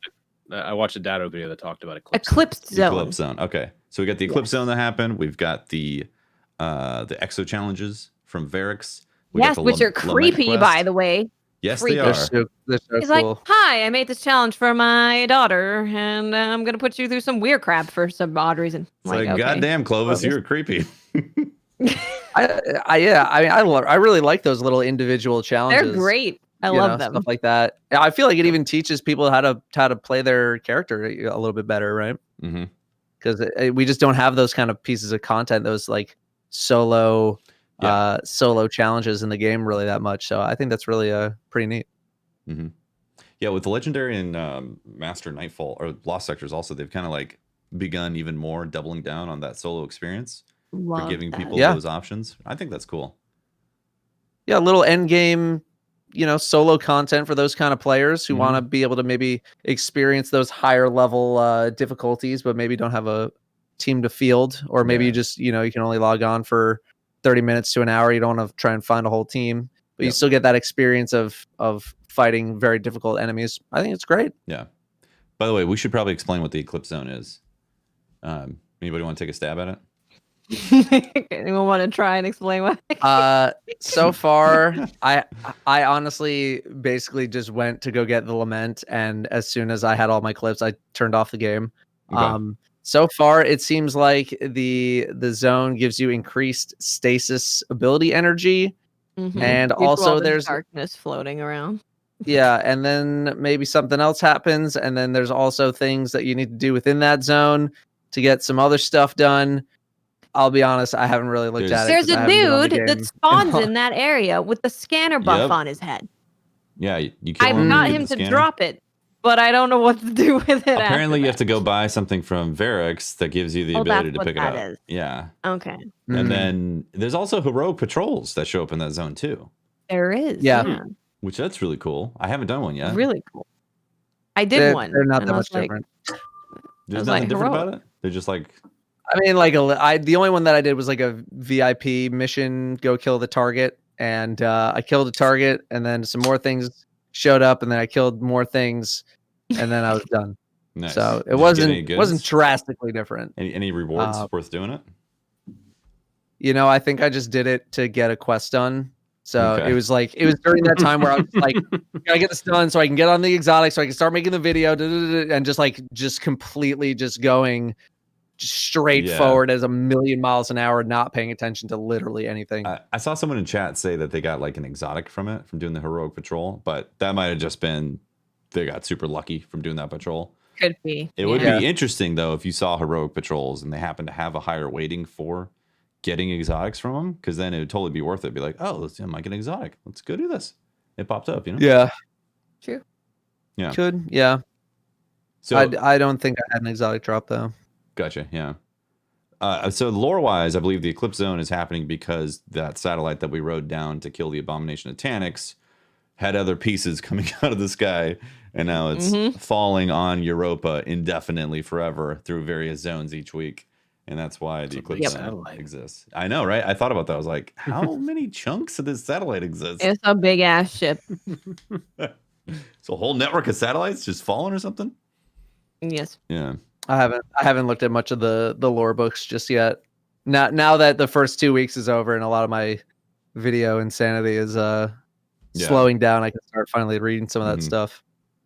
So there was another quest, Lament, that was available, which is very, very tied to lore things with Banshee and Clovis and a lot of revelation. Big head. There's a giant head. Can you right? Just like, but I've seen the head that gets shown there, and I want to know what that is. So can we like not spoil it? Not spoil it. All right, so you get us. But there's a sword. There's a head. There's a sword. There's a head. There's a banshee. Sword. It's related to the head, and that's related to banshee. That is all I will say. Do you know what the sword does? Okay. Yes. Okay. Oh yeah, you tested, right? Yeah. So of course you would know what the sword. Yeah. Yeah. I think that sword is badass. I was very Chainsaw excited sword? for people to get that sword because Yes, the sword is insane. It's so good. It is. It's ridiculous. So good. Mm-hmm. Chainsaw It's too sword. good, probably. You think it's gonna get definitely nerfed? too good. Just brace yourselves when that gets nerfed by 15%. All right, just brace yourselves. All right, because give it 3 to 6 months. They're gonna say Right. Lament apparently was overperforming. Brought it down to Turns what out it was Lament intended to be Lament doing. is so good that it is pretty consistently in like various encounters, killing things so fast that it breaks the encounter and it will not finish the encounter. So just prepare yourselves for slightly less chainsaw. Let's not pretend it's not overperforming right now. Yeah. To me, that sounds like it's a problem with the encounter and not Lament. Correct. If more health on all the bosses. Yeah, Holtzmann wants to make Destiny content harder. I want question mark. I advocate for 50% more health to every single combatant in the game. That is the hill I will die on. You will thank me later when you get to do more pew-pews longer and you get to stop running in between encounters. You're gonna require a shotgun or a sniper for every enemy. Yes. What if we just added more Thydras to everything? Yes. Just put them everywhere. The new enemies, dude. Yeah. Even if one is just literally mini Insurrection Prime. God, they're so I love fun. that too. It's fun. They're so fun to fight. I heard Lament is making quick work of Gambit bosses. Yes. I imagine it is. I'm sure it is. You get the Gambit. If you get the Gambit boss first, it's just dead. And you have 4 Laments. Hell, maybe it's making short work. Lament. It's making short work of raid bosses. I can't imagine Gambit bosses have a lot of defense against that. Yeah. It's nuts. It's so nuts. Just be ready. Just mentally be ready for that to happen. Everyone. Okay. Just prepare for the 15 to 20% damage nerf on the big heavy attack when you have 9 stacks. Just be ready. Okay. Because it'll probably happen. Or they'll add 50% more stomping to every enemy. Dregs can now stomp. You go towards a dreg, he'll stomp. Little baby stomp. Little shanks do like a little stomp thing. Yeah, it's like a 2-foot knockback. Were you not joking, Watts, by the way, when you said like that stuff's dying so fast that like? Oh no, I'm not joking. Yeah, no, I'm not joking. That's not a problem that will be exclusive to Lament. Then, like, there will always be a stupid fucking OP strat that will cause things to die quick. I think that's just always a thing. So that sounds like guys need to fix the encounters doing that. And let me throw this out there. Make it out of bounds bigger. Boob cannon, 5 Laments. Are we having the same discussion of, okay, should we always have one Young Wolf's Howl sword? Yeah. I mean, I don't think you really need boop when you have you don't need like divinity or whatever, right? Put on your freaking sword, charge with light mod. You just want okay, so is that is the amount of damage that you gain from that greater than just 6 swords? Datto, go do the math. I think I already did, and I think for raid content, when you have 6 people, for example, a Ward of Dawn, like holding up a Ward of Dawn, was more beneficial. But when you are in a fire team of 3, then it is not. Right. Just like Divinity. The extra damage is higher. Yeah. So with 6-man content, leaving someone out to provide some sort of a damage buff, provided the damage buff is high enough, is going to be beneficial. In 3-man content, everyone should just be spamming their guns don't bother with divinity or their swords or whatever. Yeah, revving your chainsaw. Or swords.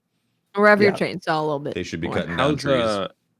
How's the sniper rifle performing in terms of it's like fun. Damage? Let me tell you. Whew. Okay, so I did the raid last night. Yeah, Cloud Strike. Right? And I was like, I'm using Cloud Strike, by the way. Someone put on Divinity. I'm using Cloud Strike. And I think in one damage phase, it was pumping out a bit over 1 million damage. Okay. So it's pretty solid damage. In PvP, it is hilarious. Yes. Because if you kill one person, everyone around them is just dead. Mm-hmm. They're going down. They're dead. Exactly. So that's all I go for. I put it on and I'm just like, I'm just going to try and get doubles and triples with this Cloud Strike. Okay. I love it. I can still get my fun sword with the spinny boy. I can still get my pew-pews with the sniper. Mm-hmm. And now I just need to get a... You got to get Portal Buddy. Cool. Oh, I have that. Yes. Oh, okay. As long as you got Portal Buddy. I got Portal Buddy. I'm at 1159 power right now. I've completed the campaign and some of the content after that. Okay, nice. We should go raid for you to experience, like a difficult raiding encounter. Yeah, 1159 power. Ball busting experience, the raid. Right? I still have yet to get the Cloud Strike or Cloud, whatever it is. Oh, it's really fun. Yeah. It's a pretty fun gun. You get it especially when you can hit. Yeah, a new thing that opened up, which is the where you can select the difficulty of Empire hunts. Which I figured had to be showing up at some point soon. Yeah. You figure something like that. It's like, when's the selectable difficulty? And also you can farm the different difficulties for Empire hunts to get high stat roll Europa armor. And you can also get like upgrade materials. So it's a pretty decent farm no matter what. Yep. That's definitely worth. I hear some people it takes them like a bunch of tries to get Cloud Strike, and then other people are like, 2 tries done, Took me 7. It sounds like every other piece of loot in the game, honestly. I think for me it took 4 or 5.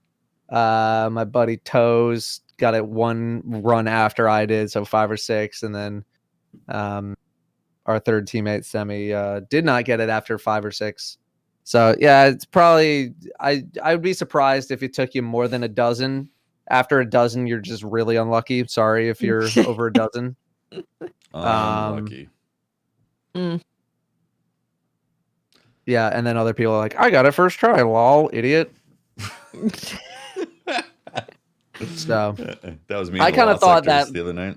I kind of thought that doing it on 1280 was gonna be like, oh, guaranteed, dude. 1280 run, guaranteed. At least 2 people get and we just went back to doing 1250s and 1220s. For those of you that are doing 40 hunts and haven't gotten it yet, are you doing regular Empire hunts? I'm just gonna ask you to just check.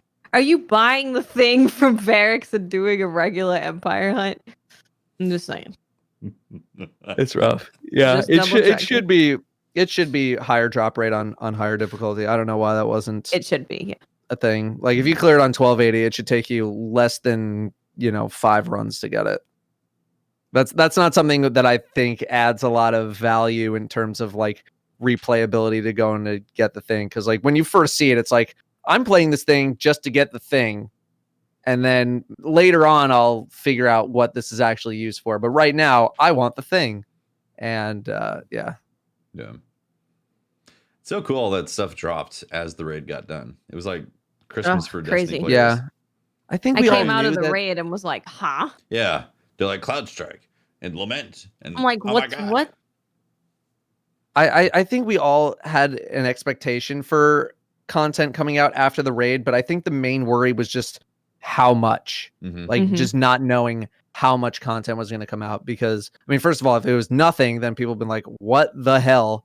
But yeah, just not knowing how much was still waiting, I think really is what caused a lot of the negative reaction to Beyond Light's launch. It just didn't feel like it was very front loaded. It almost felt like it was being treated like season plus, where it had this like sort of slow rollout of content, and just obviously you don't want to spoil too many things. It's like more stuff's coming after the raid. You don't want to outright say that, but I mean, it's happened every single time now, right? So it's like, I mean, to a degree, yes, but I think expectations were very high for Beyond Light, especially at the launch. That's more than fair. Like, yeah, anytime a new piece of content, especially a big box release, comes out, like, yeah, like people want it to be front loaded with a lot of content, and basically having a campaign and a power light grind as your content is like, right, yeah. I will say I've really been liking that there's a lot of targeted things that you can run.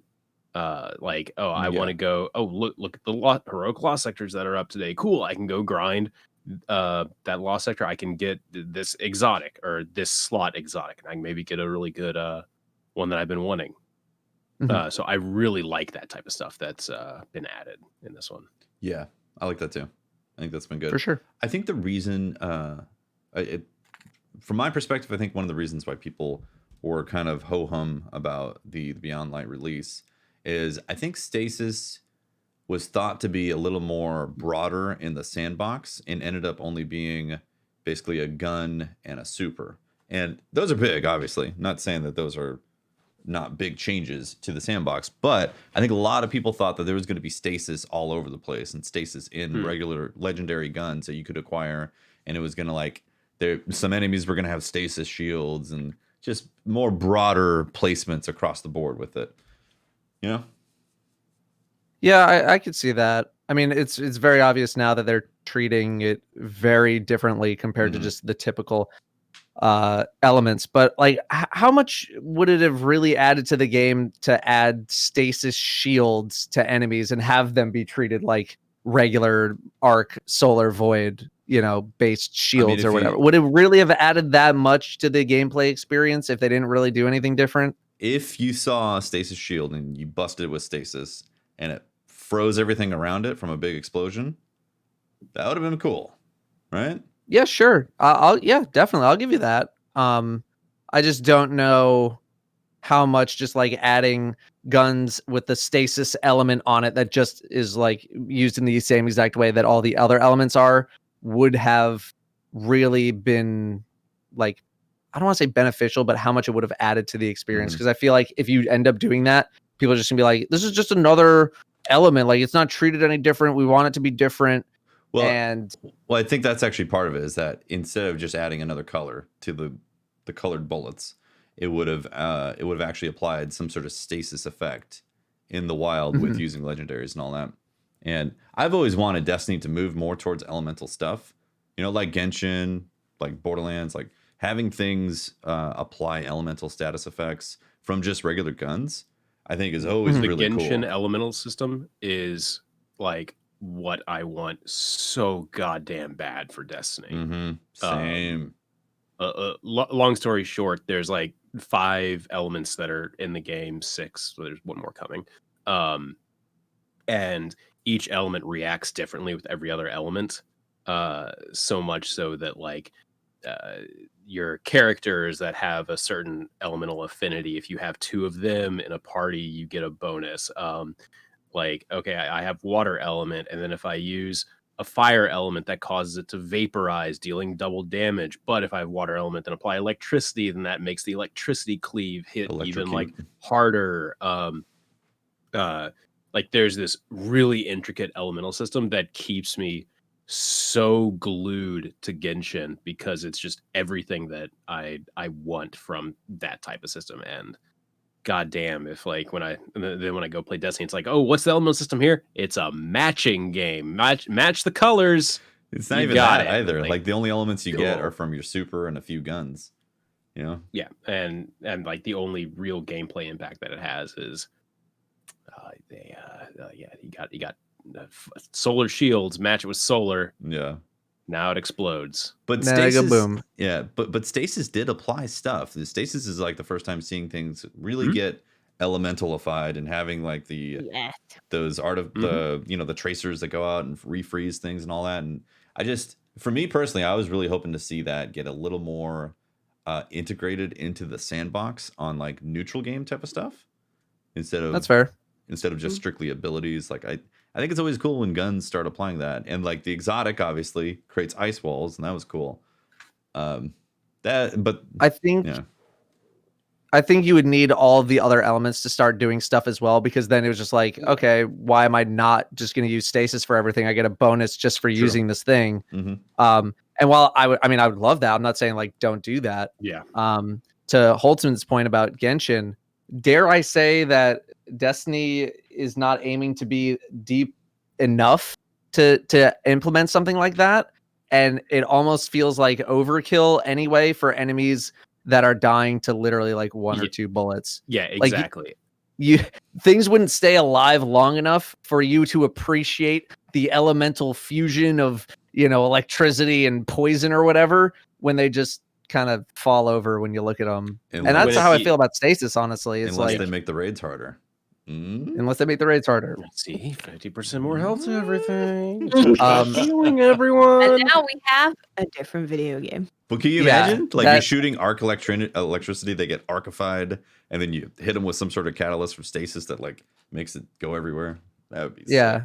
No, it would be super cool, but then it would also be drifting much more into RPG territory. And I know Bungie has, I'm sure they've worked very hard to make sure this game stays a shooter and has that shooter pacing as much as humanly possible. So all those ideas sound super dope, but just fitting them within the context of the game, I think is probably a lot more difficult than people realize while trying to while trying to still keep the philosophies intact and the identities of Destiny intact. Yeah. It's a shooter first. It's true. Exactly. But they do have Warmind cells. And they do.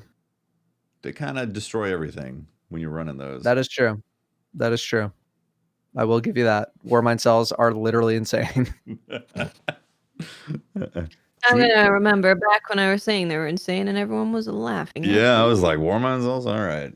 Okay, Watts. Especially Tefty. Tefty was giving me the quick lecture on, listen, Watts, they're not that cool. Shut up. Actually, I never gave him a chance until finally I was like, global reach, sure, let's try this out. Then I did the build where any solar like explosion makes them now. So Xenophage and Martyr's Retribution is just like, here you go, just make Warmind cells constantly. And I'm like, this is disgusting. I think people might have been sour on Warmind cells to start just because like the weapons were kind of like, they're okay. People are babies. But then, the benefit comes from babies. We put them in airlock. Airlock the babies. Wow. Damn. Okay, that's not the angle I was going to go with, but that's fair. That's what Atrax taught me. Don't blame me. That's fair. That's also fair. Should we move to some Twitter questions? We should probably do some questions, because we're it's burning on the podcast. You had one. Did you had one, right? That you definitely wanted to ask. Could someone else ask it so it's not me asking myself a question? I will find it. Like... You guys pick something else. Crap, I have to open my iPad. Find the questions. Okay, I have this whole list here. Question for DCP: what's your favorite part of the Deep Stone Crypt raid? Will that fucking siren shut up? I don't even know if you can hear that. You can hear it. No, the siren won't shut up. All right. What was your favorite part of the Deep Stone Crypt raid? Mine was God, Briar does it so much better. The Skyline Show at the Skyline Show says, question for DCP, what was your favorite part of the Deep Stone Crypt raid? Mine was definitely the space station with the powerful music playing that I could listen to all day. Mine was when we were fighting Taniks before the baby bumpers, when we were crashing down to Earth. Because we were looking outside and we're trying it for the first time. It's chaotic. We don't know what the hell's going on. But even with all that chaos and having to focus, we were still looking outside and going, guys, it's really cool. Look what's going on. It's like burning up. I agree with both of those things. Spacewalk was dope. I also really like the third encounter because it's one of the few times where I feel like the game is just literally nonstop spitting things at you the whole time and you just have to deal with it. Yeah. That's cool. Yep. It's going to be the spacewalk for me. That was really cool. Just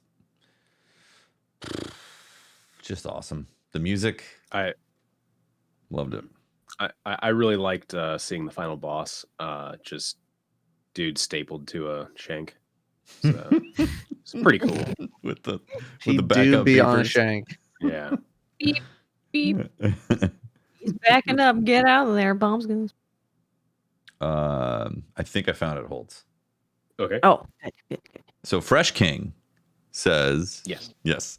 So Holtzmann saw the clip of you playing the strike that you tested and the bug happening. Maybe you could talk about that clip here in a second. Very funny, but my question is, how do things like that never get noticed by testers or some of the other bugs happening in Beyond Light? No hate at all, just interested in some insight. So what was that clip first? So first of all, the clip, I posted it to my Twitch, or I posted it to Twitter because it was just funny to me. The strike that's on the Cosmodrome, I was the tester for that. And or at least like that was in my spectrum of stuff.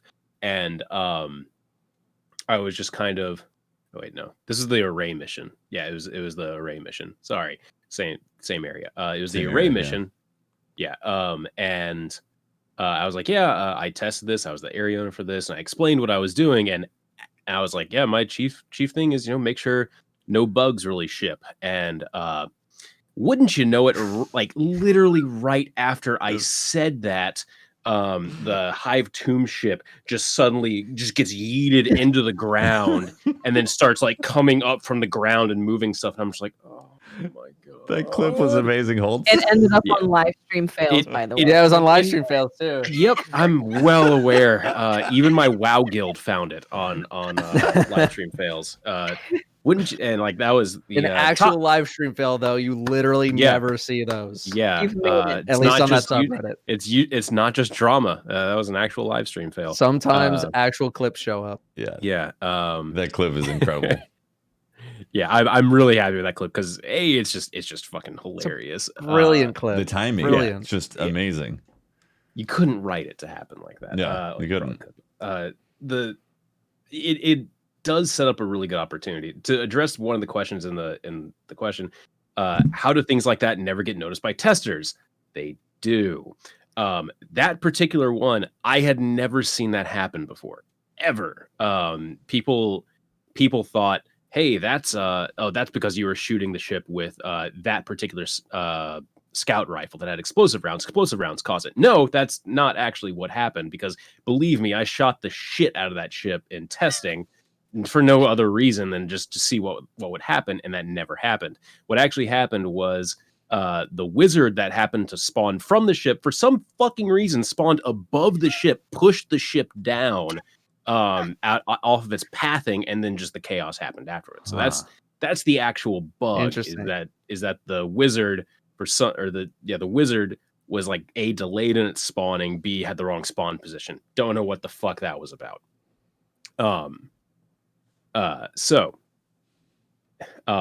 This is a good opportunity to actually tell people like what test actually does and how stuff still gets into the game that are bugs. The most common question I see is like, how do they actually not see this? Why didn't they try this? And like, chances are, if a bug is in the game, test knows about it. There's a system in testing called triage where you basically like you give a bug a priority, and it's like, this bug is holy fuck balls. It's gonna break everything. You want to get those fixed ASAP. There's like another level below that where it's like, we should probably fix this because it's not like blocking our ability to develop the game, but it's breaking the thing too. Would that be Telesto? Telesto is just it's itself. It's off in its own. It's in its own microcosm of bugs. Yeah. We had a counter in our pod that was like days since Telesto broke something. Hilarious! Oh my god. Our rule was it had to be found on live. We couldn't find it like within the testing, because we found plenty of stuff with Telesto when we were testing, but something always got through. So yeah, it's like there's like a system of priority with the bugs, and sometimes a bug is like low priority, or it's just really hard to repro. It's like 1 out of every 500 chances. I had a couple bugs that were like 1 out of every 500 times you do this weird thing happens. It doesn't break anything. It just looks weird. And it's like, probably not going to fix that. or because it just looks weird. And yeah, it breaks like the player's immersion for a little bit, but that's video games at the same time. You reload it or something. If it's truly not breaking anything, then it's okay. Yeah, and when it's something like that, like that's a very common issue with those dropships like going into the world. So that's more of like a core issue with the dropships than it is like a specific issue on that encounter. So fixing that is more of a global type thing. Yeah, that could also be like that specific encounter is set up in a way where something, but I'm not a fucking designer. I don't know how it was set up. Yeah, so that's like triage system. And sometimes like when you find a bug, if I found that bug like 4 months out from release, it probably would have gotten fixed. If I found it a week before release when we're in release candidate testing, like this is the build that we're probably going to ship. We need to do all of our final passes on it, make sure everything's good. If I found that, then I'd be like, it's fine. We'll fucking fix it later or something. Yeah. And then just the overall repro rate. Like since that that didn't happen every time. That's like a 1 in 500 thing. So it's like, just that the wizard decides to spawn on top of a tomb ship. Besides that, So I can't speak to like everything else in Beyond Light. I can only speak to the mic order, but like one of the things with tests is like it's one of the underappreciated things in like game dev as well, because it's one of the first things that people kind of latch onto and be like, oh, they didn't test this. It's like, you don't want to know what a game looks like when there's no testing. You don't want to, like, you don't have any real idea what a game is like when every bug ships, or the amount of bugs that do get fixed that you never actually get to see. Some of them funny. Yeah, there's some really obvious ones. There's a lot of also really mundane shit that like it just has to get fixed, and that's your job as test to file it. So yeah, there's not. Yeah, the test is like one of the first people to kind of get thrown under the bus by like people that play video games, people that actually design video games. For the most part, they should hold them in high regard. A lot of designers will usually sit next to their tester, because the tester will have a really fucking in-depth knowledge of what the designer is actually designing, and it's really good to be able to like go back and forth with the person that's testing the stuff that you're building. I don't know. Yeah, it's priority, and it's unfortunately like one of the first things that you'll see in a game, right? Where it's like good test goes unnoticed. Yeah, exactly. Right. Yeah, like literally that exact same bug was happening in one of the other areas of Cosmodrome to a significantly higher degree. That one got fixed, but you don't see it. Right. You're never going to see the bugs that were fixed, right? Like, of course not. So. Hopefully not. At least if it's like it's fixed. Yeah, I checked that one off. It definitely like that one's fixed. Oh, fuck, why is this back? Great. Yeah, it's fascinating insight. If you have any more questions about it, feel free to ask me on Twitter at Holtzmann_YT. I can't give like insight into Bungie specifically, but I will happily talk about test as a field because I'm still doing it at my current studio, and I'm also designing now, so I get to talk to myself a lot because I'm also my tester. Nice. Also, we should point out that the amount of time that test has versus the amount of time that the first day of release gets of actual playtime is just exponentially disproportionate. Griffin Bennett, is that his name? He posted a great anecdote of like the amount of time that was spent playtesting the game behind the scenes was eclipsed the first day that the game was in the wild. Yeah. So it's like you cannot underestimate how much like how much you can test for something only for the community to find it because they have more manpower than you. Yeah. So yeah. I got another question right here. Oh, yeah. From Luke Pebbler says, anyone want to hazard a guess on when we get new Crucible maps? Are those a thing Bungie makes anymore? Happy Turkey Day, and keep up the good work. I could see them sprinkling in some PvP maps, maybe some old D1 maps if we sure we have some remaining still. I could see them sprinkling them in during holiday events. Otherwise, new maps, again, I think also holiday events, just randomly during the year. I think that's when that would happen. Otherwise, not sure. Do you think it's kind of weird that we didn't get a new map? Little, like no Europa snow map. Right? Yeah. Europa would have been so cool to have a map on. That's all chilly I and don't know. Cool. Or even just like in one of the labs or something like that. Yeah. Yeah. Oh, yeah. Labs would have been cool. Yeah. I don't know. Maybe just not high enough priority. Like right next to the giant head. That's like one of the cap points. Good. Just make his head the cap point. Yeah, jump on it. Head. Yeah. You guys got questions? Or they're not looking for questions. See, I'm doing Briar's job right now. Holtz has all the questions. Yeah, I copied like about 6 of them over. Okay, cool. Congratulations. Yeah, like 6 pages of them. Congratulations. God, Veritas Otis just asked, congratulations, you all just leveled up. What perk are you choosing in your skill tree? I assume this means the skill tree of life. Skill tree of life. Is there a skill tree that makes me have less back pain from sitting in a chair for too many hours in a day? Yeah, it's called the steel case gesture talent point. It unlocks the ability to sit in a steel case gesture. I want 15% better memory. I want to remember stuff better. Because I feel like I forget a lot of stuff. Mm-hmm. Like maybe the fact that I was supposed to be on this show until Watts reminded me. It gets worse. Apparently, being a streamer actually makes your memory worse. So there's that. I don't doubt it. I'm like, that sounds correct. Because you're like... a lot of things blend into each other. Man. Yeah. Right? Yeah. Yeah. My memory for sure got worse since being a streamer.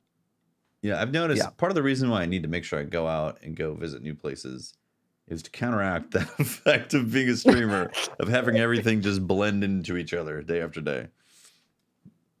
Yep. Man, I don't know what perk I'd want. I think one where you can eat everything you want. No adverse effects. Man, that sounds pretty great too. I feel like given my current situation, I think I would like to work out once a week, but have the benefit of having worked out every day for a long time. That's good. That's good. Oh God, if I could have a perk of like not sleeping, and I never actually need just literally activating this perk removes the need to sleep.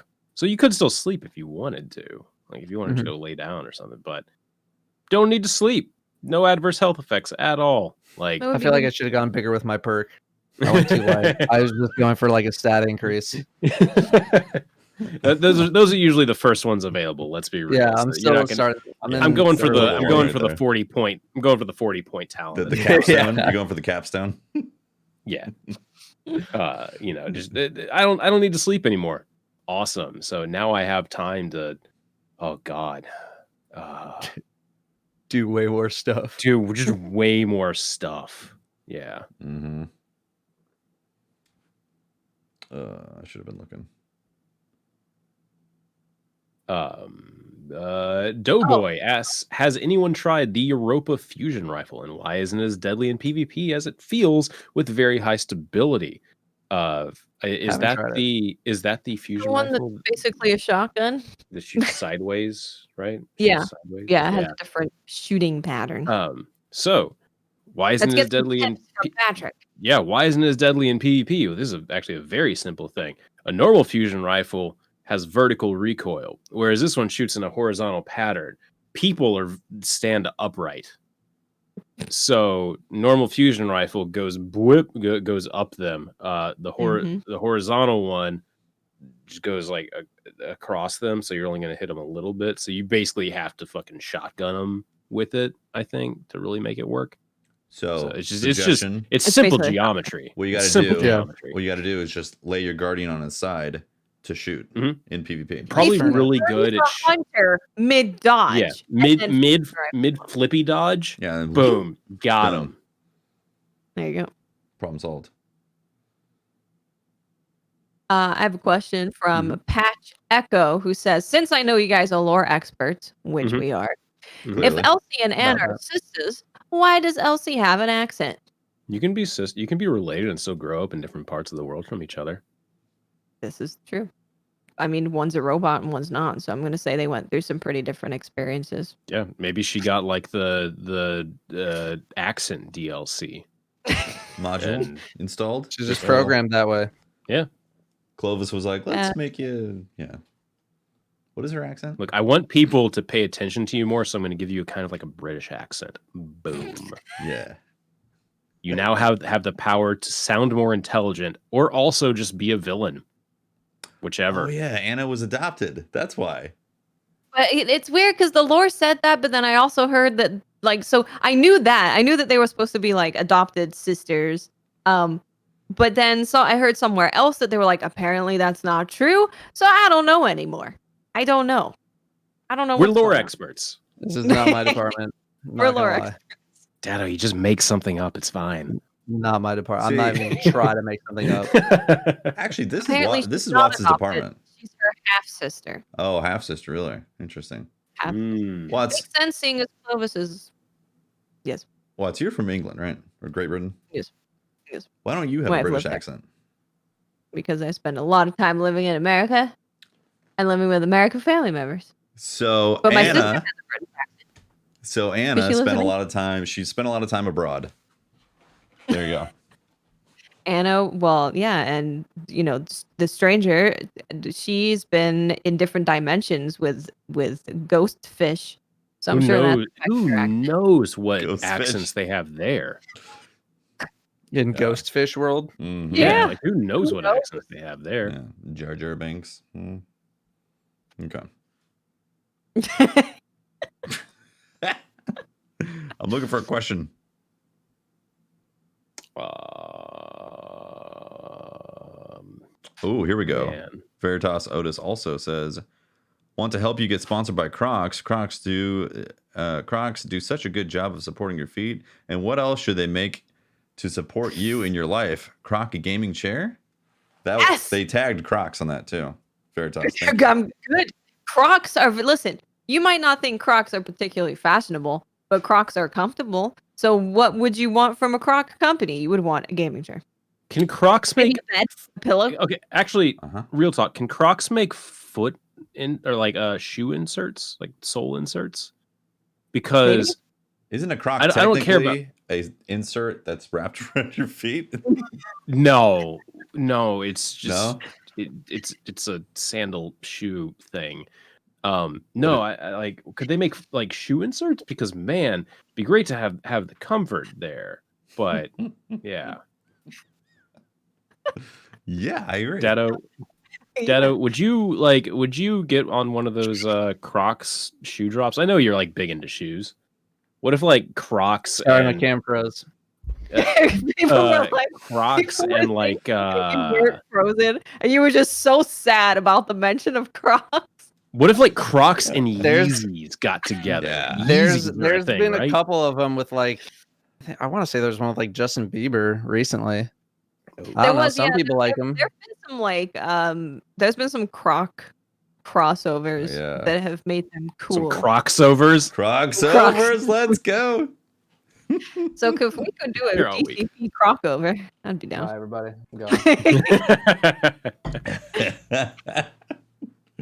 It's fair. That's fair. I think the answer to that is yes, Veritas. We need a sponsorship from Crocs. Yeah, sure, please. I've never owned a pair of Crocs. Foot cam. I'll get a foot cam. Oh, all right. Just so people get to see me sitting in my gaming chair in my Crocs. That is an option that's dangling out there. Your move, Crocs. Your move. Foot cams are a pretty highly requested thing in the internet world. I don't know about specifically towards me, but just in general. In general. Just in general, there's a certain section that seems to be pretty interested in that. I have a question from Butcher Pete 11, seeing as we were talking about earlier of more people getting involved with 24-hour raid races. Datto, do you have any tips for people who want to try future raid races and get the completion within 24 hours? Any advice? Oh man, I was asked this question so many times. My number one piece of advice is to actually not go in with a plan. Don't go in, like, you can have a general idea of what you want to do, or maybe a general build that you want to go in with, but just be ready to change it up. Be ready to change your plans. Don't go in with like a set thing and find out that like, oh, this set thing that I wanted to do doesn't work here. Now I just don't know what to do. Be ready to be flexible. Absolutely be ready, especially considering like I think going forward, raid releases are going to be a lot like Deep Stone Crypt in that you have a lot of time to prepare a lot of things. Get used to fighting against lower or higher level enemies than you, right? Run through old raids under level if you can. That's probably my main thing is get used to fighting things that are stronger than you, because that is a significant portion of the raid experience, is staying alive long enough to actually do the fight in the first place.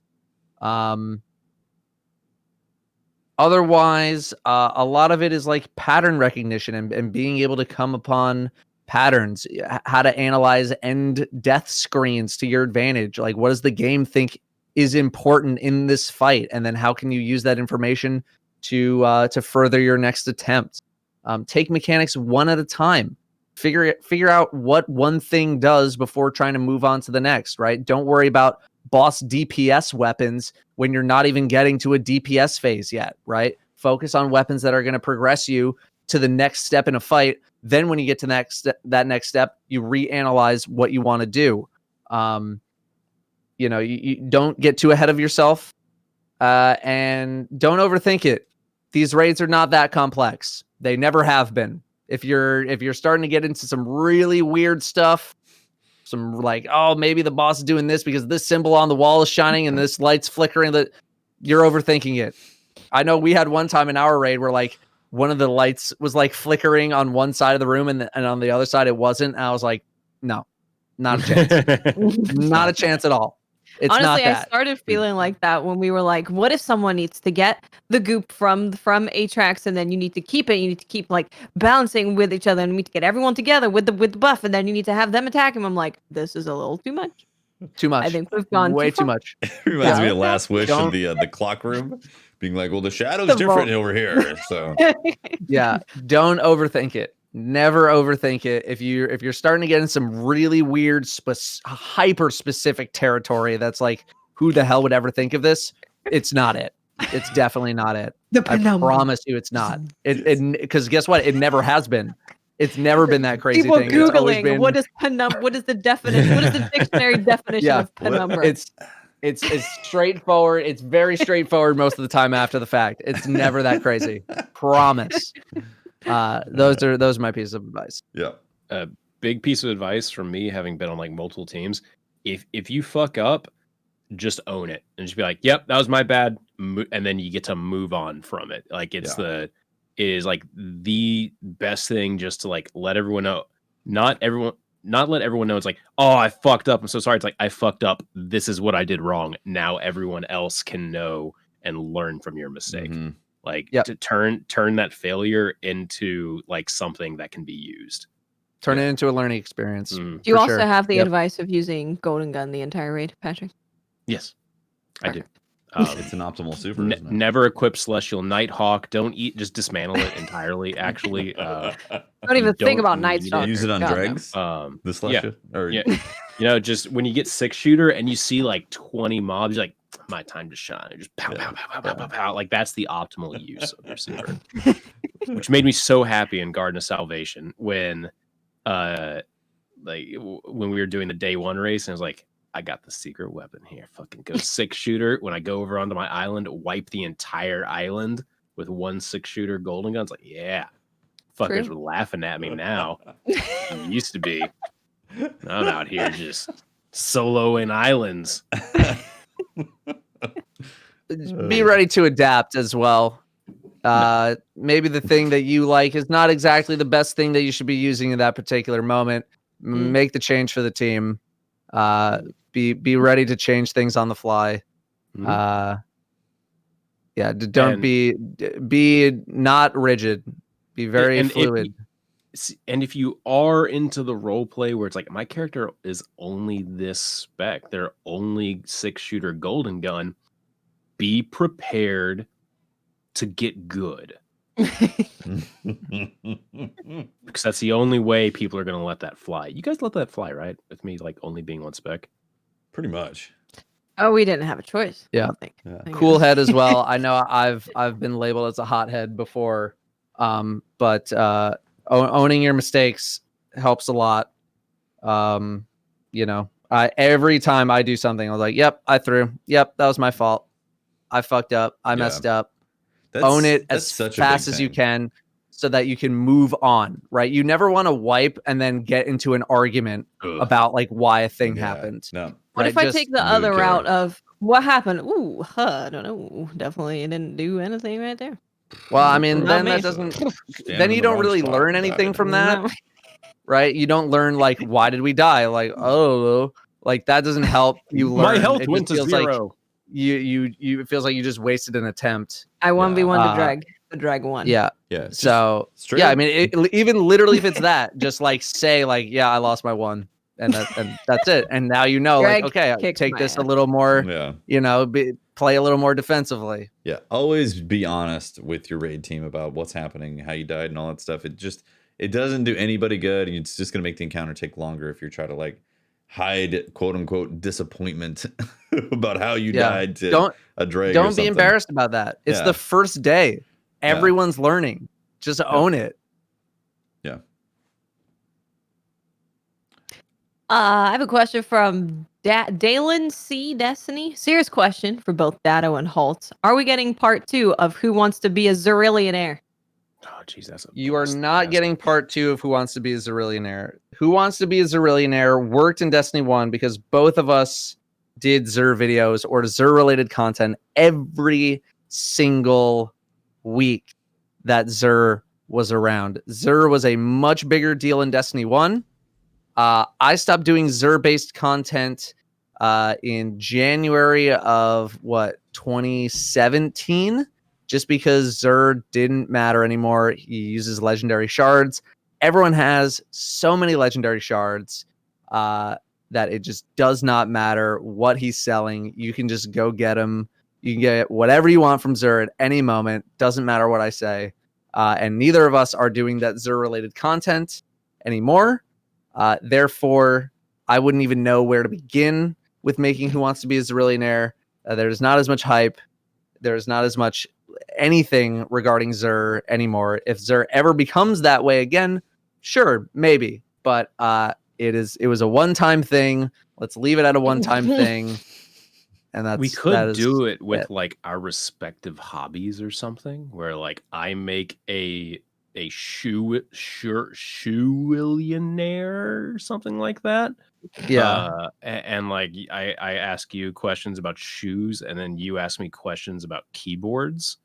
Right. Like, we have to actually like research each other's bullshit hobbies. Yeah.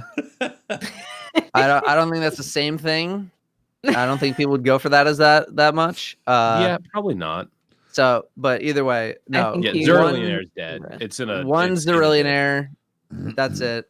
I hope you enjoyed it when we did it, but that was a one-time thing. You've broken everyone's hopes and dreams, and I hope I'm sorry, but I would rather not bait people and be like, oh yeah, maybe one day we'll do it. Like, it's not happening. Promise. Just like the Hodor raid challenge. It's never happening again. Don't ask me anymore. It's not happening. I got a question from Zachary Richens. Says, "Hey everyone, the daily grind has become quite stale to say the least. Grinding these 3 core playlists week after week just get 1260. What ways would you like to see improvements for the daily grind, either by a new activity or revamping older activities like the forges?" Fucking remove it. Take it out of the game. It's gone. You completed the story, you're at the cap. There's no grind except improving your character, the roles they get, the weapons they get, building your actual toolkit up instead of raising an arbitrary number for the sole purpose of just having an activity to do and checking off that fucking box. Take it out. Been doing it for 6 years. Threw it out the window. Not coming back. I probably will come back. Just because this stuff is actually good. I'd like to see strike scoring. Strike scoring. I miss strike scoring for just regular heroics. That was nice. I want more zhuzh in the heroic strike playlist. It literally has not changed at all since it was brought back. Heroic strike playlist, Vanguard strike playlist. Some zhuzh. Some zhuzh. Some zhuzh. You know zhuzh? Actually, no. You gotta zhuzh it up. Zhuzh it up? Yeah. Just vibe. What are you saying? How do you spell that? Listen. Okay. It's like when you bedazzle your vagina, okay? Right. Oh, it's exactly like bedazzling your vagina, except this time your vagina is the strike playlist. There you go. See? Now I get Now everyone understands. Yeah, it's crystal clear now. Okay. Just vibe what you think zhuzh means, okay? And then you got it. Is it like yeet? It's not like yeet. No, it's not like yeeting the strike playlist would be removing it. Or maybe this we're trying to zhuzh it. Zhuzh. Right, trying to give it some zhuzh. Okay, it needs more flair. It needs more spectacle. It needs more pizzazz. It needs something that isn't what it currently is, because right now it's been the same thing for so long and the interest is waning. Yes. I agree with those things. I'm still hung up on zhuzh. On zhuzh your vagina. Zhuzh. We explained it. Some zhuzh. How do you spell that? How do you spell that? I will leave that up to you. Yeah, I'm curious about this. Look it up on Urban Dictionary. How do I look it up if I can't fucking spell it? Maybe you find a picture. Just sound it out. Yeah. Okay. Zhuzh. Is there a J? Alexa, what does zhuzh mean? This bitch isn't listening to me. Okay, on the real though, for the strikes, here's something that I would love to see is some new goddamn modifiers, right? Like, how about like give me a weapon burn, give me like kinetic specialist. Remember specialist arc burn, and like the jumpy crap, you know, that was amazing. That was fun. I feel like people just ignore modifiers anyway. Yeah, the modifiers are super boring guys, it's arc burn and primary burn. We get out your, what was the name of that fucking arc primary exotic? Back in D1. Was it Zalo? Zalo Supercell. Zalo. Yeah, Zalo. Yeah, it's like, get out your Zalo. We're farming strikes this week. Yeah, I remember that. And also, they just need more variety in the perks or the modifiers, because they're clearly old and like need to be adjusted. And the scoring was really cool. It was fun seeing scoring pop up for that stuff doing regular strikes. I just want to have a reason to give a shit about the strike playlist again. Like, no joke. When I used to do tryhard strikes for like strike scoring on whatever tracking website I was using at the time, I think it was Guardian GG actually. They would have their own rating system that weighed score versus time. And so we would go for we would try to get the highest rating of the week. And I had a lot of fun with that, optimizing runs and getting and just focusing up and actually having to care about PvE, but in a way that wasn't trying to do a Grandmaster Nightfall, right? It was more about speed and gun skill and accuracy and planning than it was just I'm fighting against mobs that have, triple the amount of health, right? So I just wish that I could care again about that aspect of the game, because it's just you can ignore perks, you can ignore the modifiers, everything dies in a couple hits. you know, you need to figure out a way to make it more interesting for me to get involved with it, other than just, yep, you can get an extra powerful every once in a while. Yeah. Okay, cool. I've run these strikes how many times over how many years? Mm-hmm. I need Yeah. For me, it's the strike specific loot that's missing, or the playlist loot. Remember in D1 they had playlist loot. Like you get driftwood, you could get that pulse rifle that was high impact, that was really good from the strike playlist. There's been a series of things, and then there was a specific strike loot that was in there that you get from skeleton keys, that every time, you know, a Mago loot might show up, you got excited because you might get it. You might get the Imago that you want. Like that was interesting, or at least more interesting than it was before, or it is right now. And the strike scoring was cool. And here's just, this would never happen, but I'm just going to throw it out there. This little idea that I suddenly thought about. What if there was a way, I know they're already heroic strikes, but let's say right now they don't feel like heroic. So let's say there's something that you do in the strike to make it heroic, like a public event, and suddenly you're on a different difficulty tier with that strike that gives you more loot drop or something.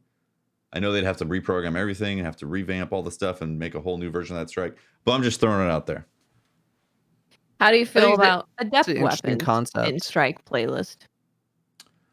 If the weapons are good, because that's if the weapons coming. are good, and if the difficulty meets the demands, or like the difficulty meets the reward, I think.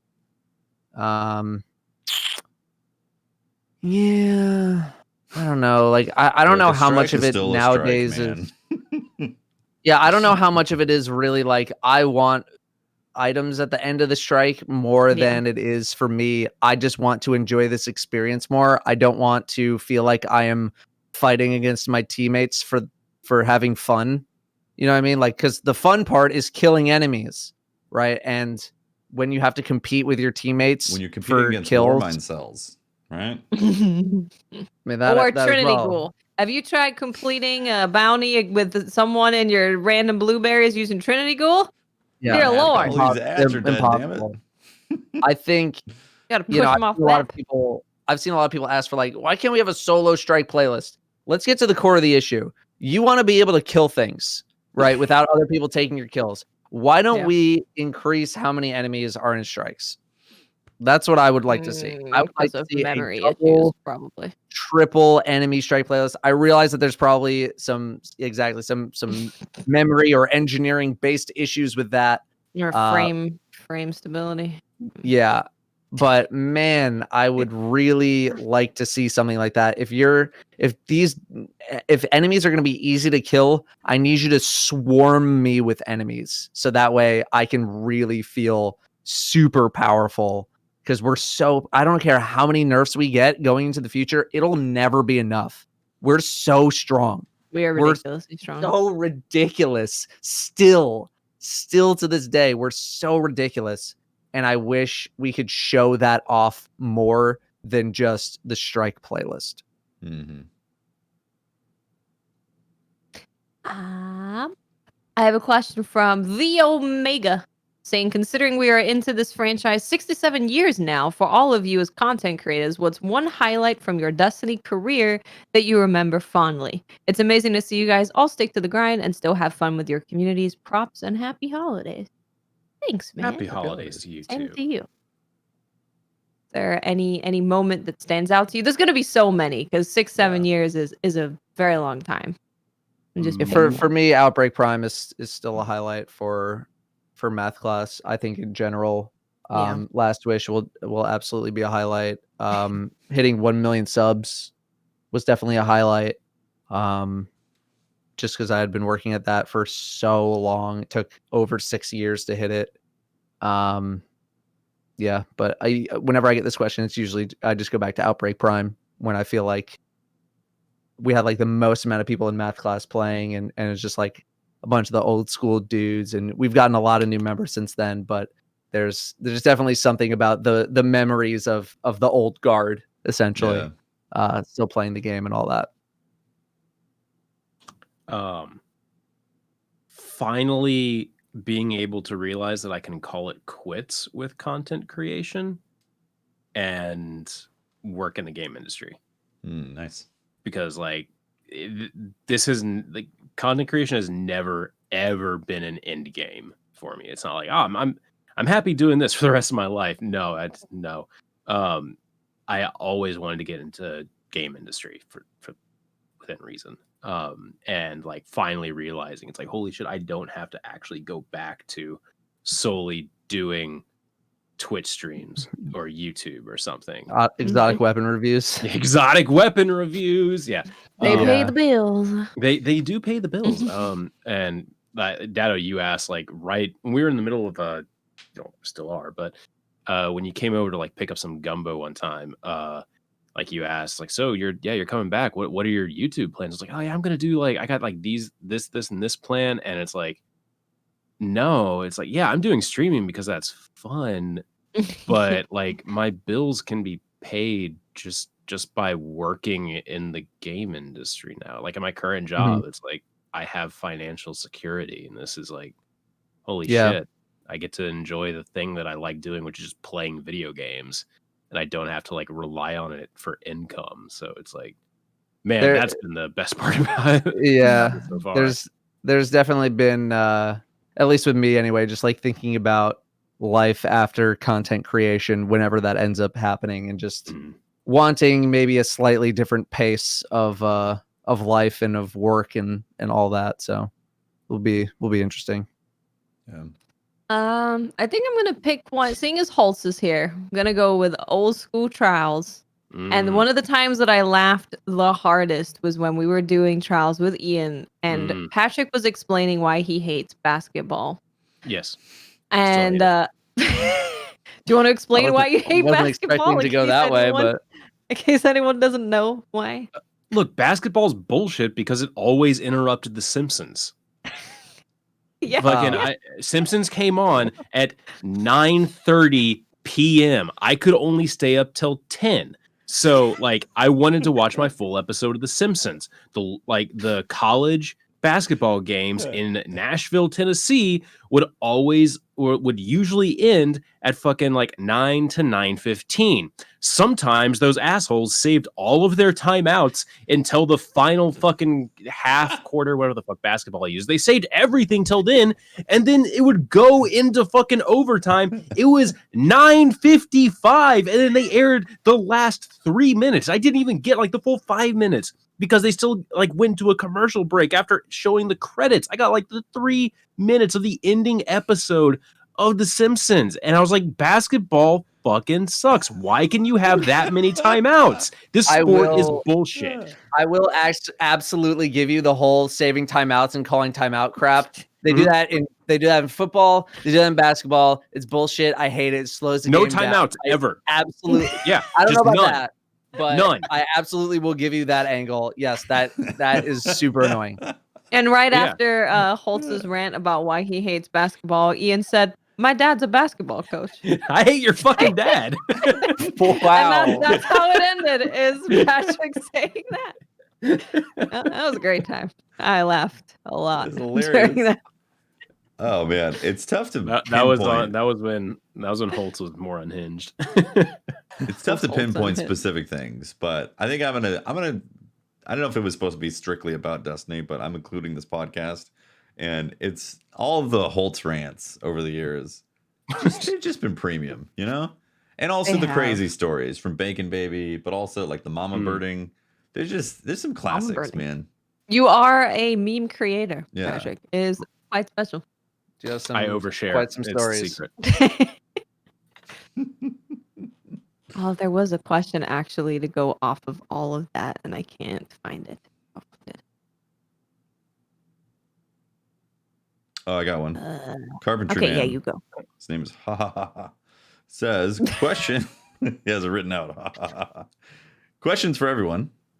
Give a reason why you shouldn't eat Briar first.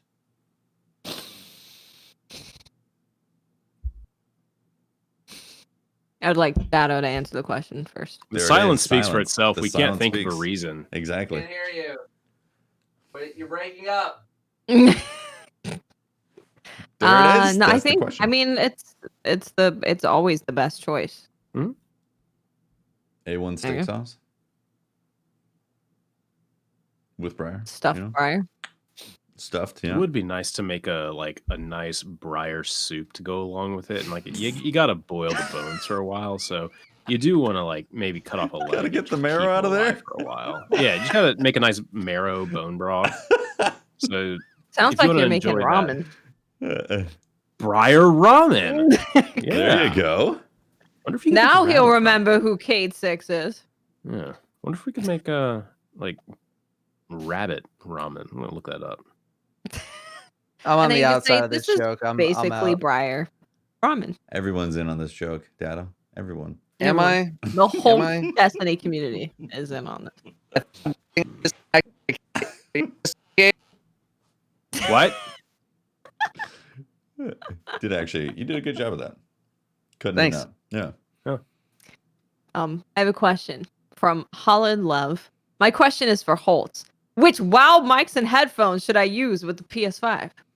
That's a throwback to our should WoW use mics? which Wild mics and headphones should use. You should use the Astro one, specifically using my code Astro.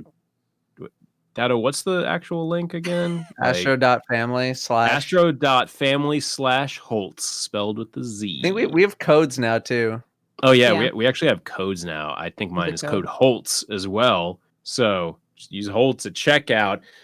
Use those for your wild mics and headphones now. Also, in a wild turn of events, I don't know, but does that also work for Blue products since like Blue got bought out by Logitech too? So like it's like kind of circled back to that.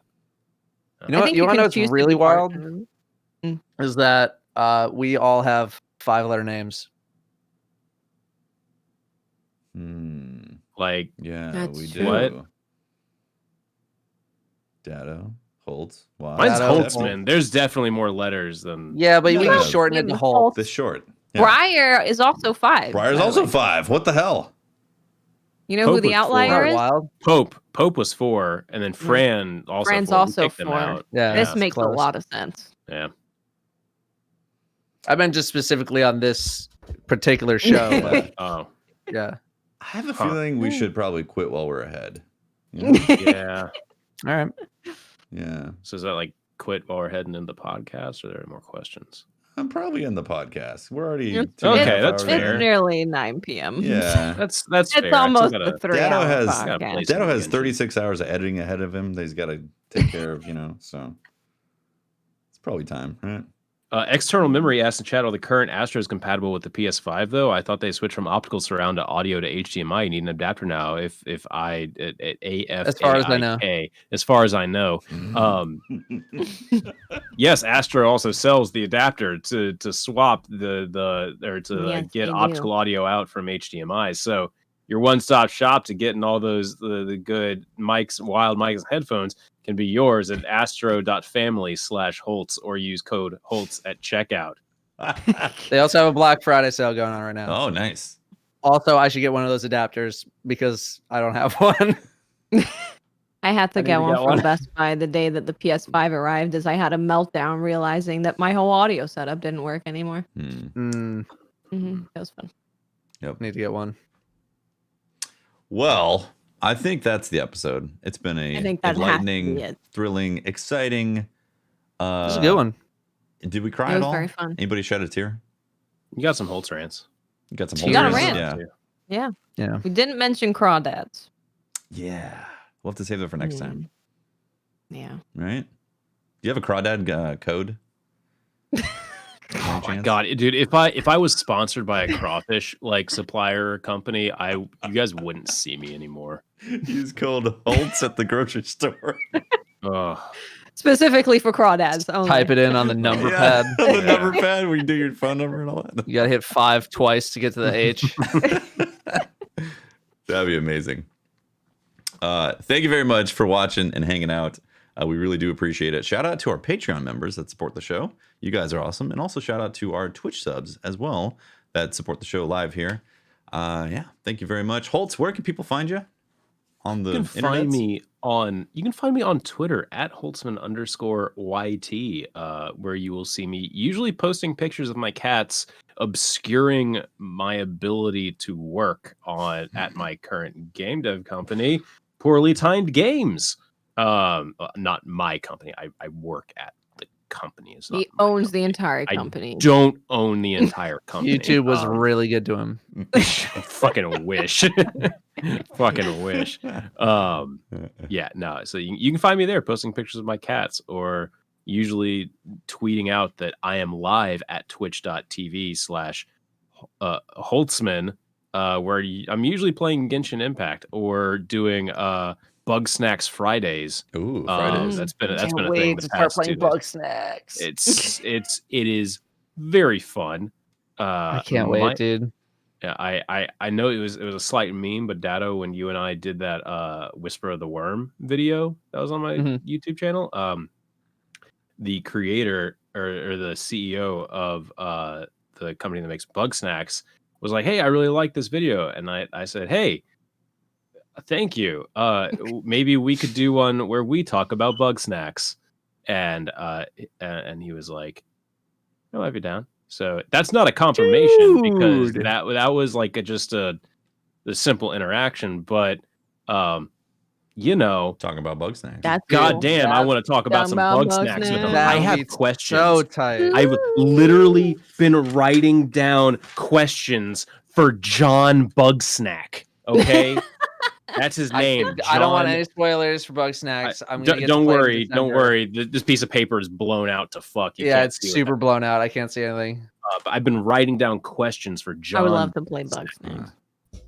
Yeah, I can't wait to play Bug Snacks, dude. I'm so His so name is excited. John Bugsnack. Yes. Let me know when you do, because I want to watch. Because it's also he may not know, but we sang Bug Snacks. I'm pretty sure he knows. You know, he's a fan. Yeah, Phil's great. He's a fan of the podcast. Awesome. He's a fan of Destiny. He's played a fuck ton of Destiny in the past couple days, weeks. I think Tomo's firing up Clovis Bray in the living room. I keep hearing weird robot sounds and beeping. You better be firing up some fucking Bug Snacks. Get some Bug Snacks going. Hell yeah. Datto, where can people find you? People can find me over at medthreads.com/Datto. You have until the 30th, or I guess the 1st maybe, to pick up some Datto merch. It's the merch. Best merch that we've ever put out. Granted, we've only put out 2, but the first merch drop was actually also pretty good. I'm wearing the long sleeve. Here's the bag. Model it. You gotta stand sexy. up. You gotta give us a twirl. At least one twirl. There you go. Awesome. Yeah, looks great. It's YouTuber merch, but good. You know, one more time. It's calling out you might actually want to wear. Yeah, calling out. Throwing it down. Everyone on YouTube who has ever made merch. My merch is better than yours. Suck it. I've made merch before. One more time for the link. Hoodies are running out. Metathreads.com/Datto. Nice. Make sure to until go the over. 30th. Pick up a sexy shirt. Aries got in chat. Perfect. Watts, where can people find you? Perfect. You can find me on Twitter, Twitch, and YouTube. Just look for Miss 5000 Watts. And I'm Tefty Teft. You can talk to me at Teft on Twitter. And catch my streams, twitch.tv/TeftyTeft. Where I'll be like trying to decide when I start Demon Souls. I'm also doing grind that. Destiny. It's tough. I'm juggling Destiny, and I'm like, I want to play Demon Souls, but man, I want these exotics. I want to play Demon Souls. And then Cyberpunk is coming up on the 10th, and Jesus, what am I going to do? Fucking Bug Snacks, dude. And then Bug Snacks, right? Here. I want to play Bug Snacks. So yeah, that's the situation I'm in. Thanks for watching DCP Live, episode number 216. It has been awesome. Thank you, everybody. We'll see you next week. Long show. Yeah, long show. Yeah. Go play Bug Snacks. Bye, everyone. Bug Snacks. The one where we talked about Bug Snacks. The one about Bug Snacks. Yeah, perfect. The very end. Bye, everyone.